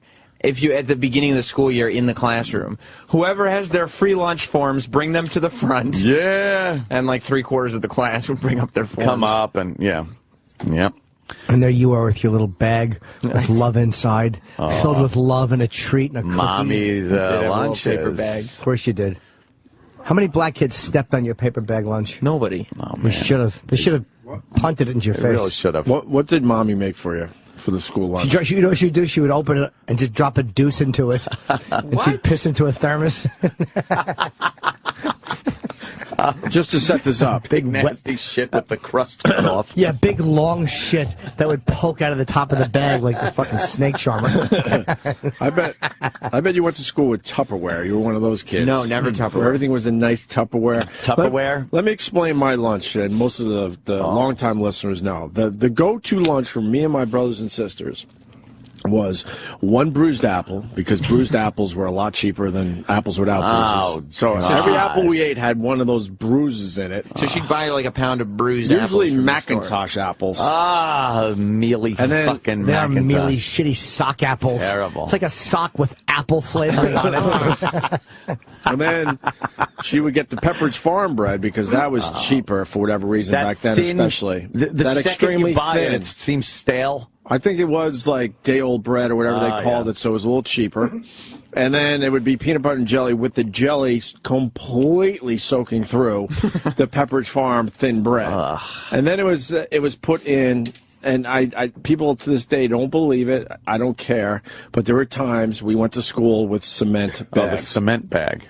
Because my dad loved cementing around our house. The concrete came in the bag, and once he dumped it out and mixed it and made something, my mom saved every bag. Saved the bag and was it every used it day? as a lunch bag. Of course not. It wasn't every day. That was a rarity. Yes, but a lot of days it was certainly one of those giant Wallbaum's bags. Yeah, she didn't buy the tiny little sandwich bags. Yeah, so then we'd have to fold it and make it look like it's almost like a normal lunch bag. That was my lunch. Now, what about you, Sam? Well, we always... You privileged fuck. Oh, Sam. Don't get hot. Can't help it. Look at him. He has been working on it. Let me give you a little perspective. I'll give you a little perspective. Are you going to add to this? Yeah. When I did bring lunch in elementary school, you drank it? I drank it. Elementary school, making a little martini. Little bottle of lunch. Yeah, liquid lunch. I would have in my Lost in Space lunchbox. Ew, what a douche. No, it was very cool. I had a picture of the robot Will Robinson on the outside and had the little thermos inside. Which was the Dr. Smith, and it fucking held the top was shaped like a cock. You sit on it. Sit on the thermos. It was ham and Swiss on Wonder Bread, white bread. Hey. Ham sliced thin, please, Mommy. Thank you. Of course. And, we knew it was white bread. If she gave you a pumpernickel, you probably booed and threw it out. And in the thermos, chicky noodle soup, Campbell's chicken noodle soup. Soup and a sandwich? Soup and a Sammy. And there's some love right there. Oh, it was great. And then the little thing of milk, but with a little plastic baggie of chocolate, so you could put it in there. No way. Oh, yeah. You could make your own chocolate? How did you go from that to free lunch? Well, the free lunch was after we got a little older. Mommy stopped making our lunch. Dad was gone. Things happen. Shit happened. Mom said, fuck this. Things really did take a change for you, huh? They kind of deteriorated rapidly after the divorce. I thought of you in Ontario last week because I was about an hour from San Juan Capistrano. Oh, right. And I thought of Anthony's old taking a drive through there. Oh, boy. I thought of that for about 10 seconds. Exactly. And I went, no, why would I? It would be like all mini malls. On the Ortega Highway. We should go to Anthony's West Coast home. So we go where the tree fort was. We should broadcast from your West Coast home. Sure. Yeah. Let me, before we ask Sam what he got for lunch, we got a phone call from, who's this? Oh. It's the Lady Trucker. Oh, hi, Lady Trucker. Okay. Hey, Opie, did you ever have hot school lunch? Aw. Go away, you slob. Oh, man. It's a fair question. Terrible. Opie hates Lady Trucker. I don't hate her. She wants to ask if you had a hot school lunch. You're meaner to her than any other caller. What are you talking about? Hey, it's Lady Trucker. Hey. Oh, my God, it's Lady Trucker. You sure didn't skip a meal ever. Yeah. I did get hot lunches because I hated the lunch that my mom gave us. Sounds delicious. I don't know how you could hate it. I would dig up change. I would take change from various cookie jars and such. Yeah. And I would throw the old Luncheroo in the garbage. Oh. And then I would get some nice, I started getting hot lunches at school. But I don't remember it. Pizza? I don't remember it being free hot lunch in my school district. I just don't remember. Oh, Harborfield's right. I don't think our district offered that. Centerport. Ooh. I used to do a marvelous impression of the Pepperidge Farm man. Did you? Yeah. Let's hear it. I was a kid, though. All right, let me hear. Pepperidge Farm, remembers? Is that good? Uncanny. That's what I think of when I think of Pepperidge Farm, is the fucking shitty, dry bread. It's terrible. That's awful. It's like you bought it stale. Yeah. The freshest package of that bread would seem stale. Cracks like a fossil. Yeah, you can't bend, you can't fold. Look, I'm trying to fold it. Yeah. And I just... It's good if you're eating a sandwich, like if you're eating 2 pieces of bread and a piece of slate in between them. Yeah, That's the type of dryness you need. It's horrible. Nothing was better than fresh Wonder Bread. Oh, was that good. I like Wonder Bread. Open it up, peel the crust off. I like a good crust. Fuck that. You had your crust cut off your sandwiches? No, I like a good Wonder Bread crust. It's good stuff. And then I got a little older. I matured. I went to rolls and heroes. That's right, because you could fuck them. You could fuck a good roll. I like to hollow out a good roll and give it a rogering.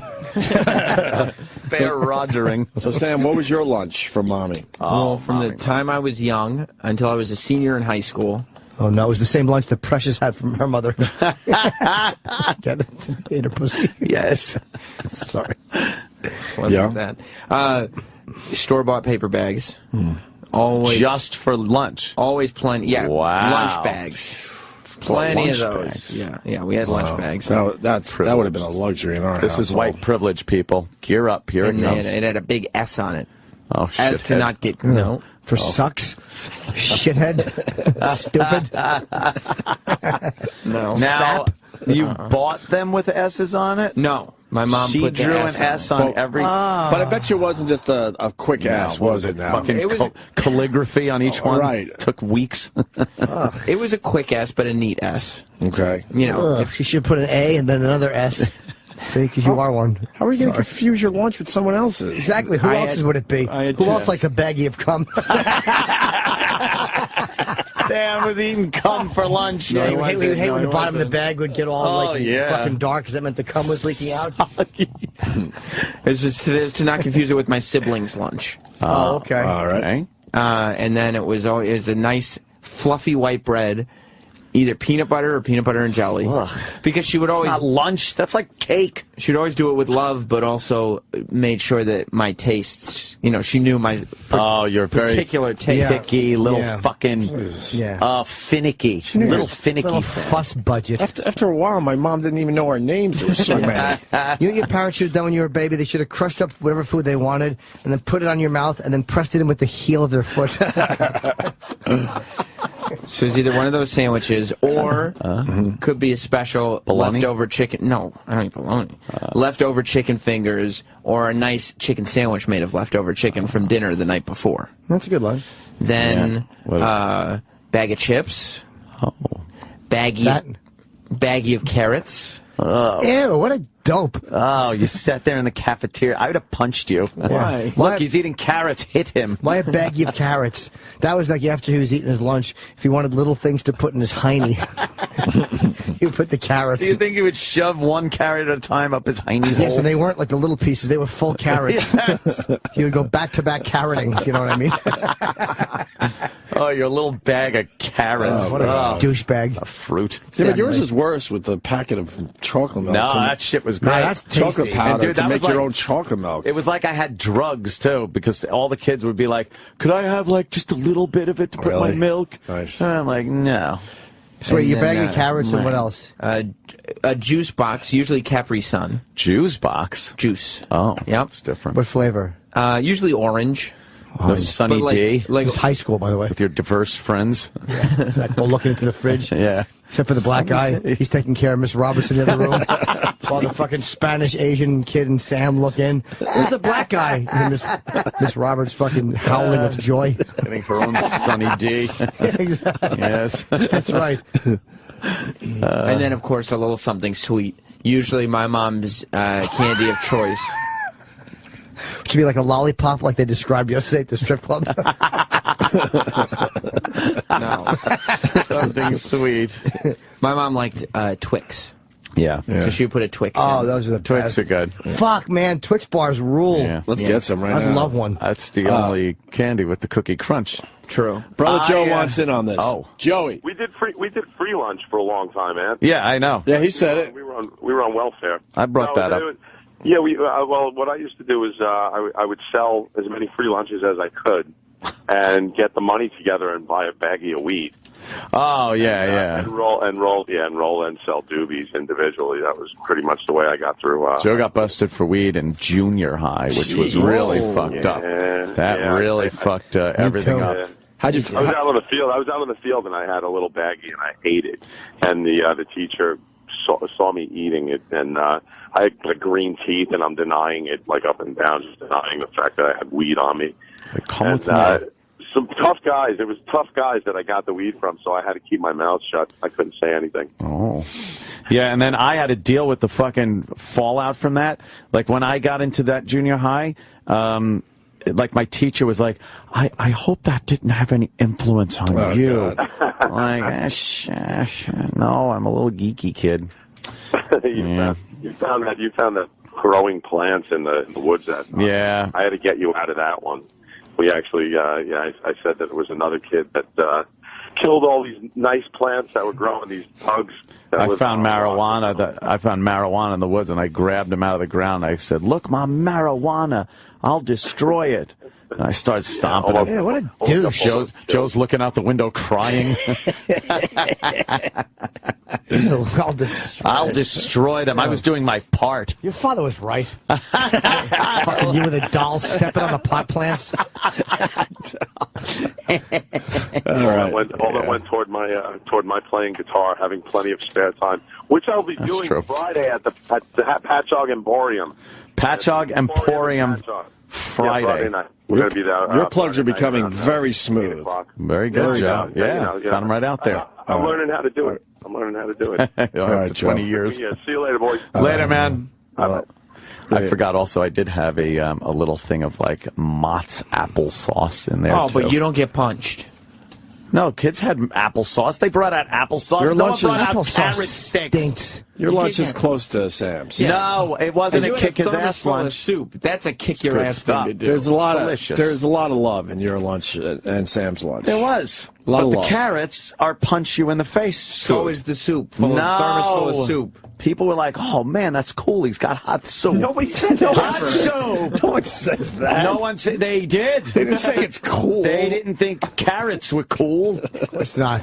It's not like, oh man, you got fucking Campbell's chicken noodle soup right here. Thermos of soup is not cool. It was cool. It might be delicious and all that, but I don't. On a fucking Lost in Space thermos? That was the shit right there. Baggie of carrots. You got to get a vegetable in. Yeah, huh? Yeah. So you'll put a fucking kid in a wheelchair in your lunchbox. Long way to go for that dumb wordplay joke. Yeah, that's, let's go home. Terry Schiavo snack. Yeah, that's exactly. Yeah, I'm gonna have a Shivo. Fucking, she's dead. Yes, she is. We remember. Let's get out of here. I have to plug. Jimmy, plug away, sir. Plug Virginia away. Beach, March 20th through 22nd. It's the last time I'm ever going there. Virginia Beach, Funny Bone, Tampa, April 11 and 12, Caroline, 24 through 27. Oh, really? Here in the Big Apple. Nice. And don't forget the Opie and Anthony podcast. Wednesday is when we have a brand new podcast for the people out there. Which is today. Nice. All old school. A lot of bits we just can't play anymore just because we don't have enough room to play them all. So a lot of years of archives at this point. So this week it's kids snooping. Yeah. It's another great episode, and like I said, if you can, go through iTunes so we get some bragging rights. If not, just get the podcast. That's fine. You bastards. Roland, you got something? No, I'm good. Why are you holding a mic like you want to talk? Oh, I don't know. I just play with it. My bad. The Opie and Anthony Show is drawn to a close. Stay tuned to reflect, relive, and get the story behind the story of the finest moments of today's show.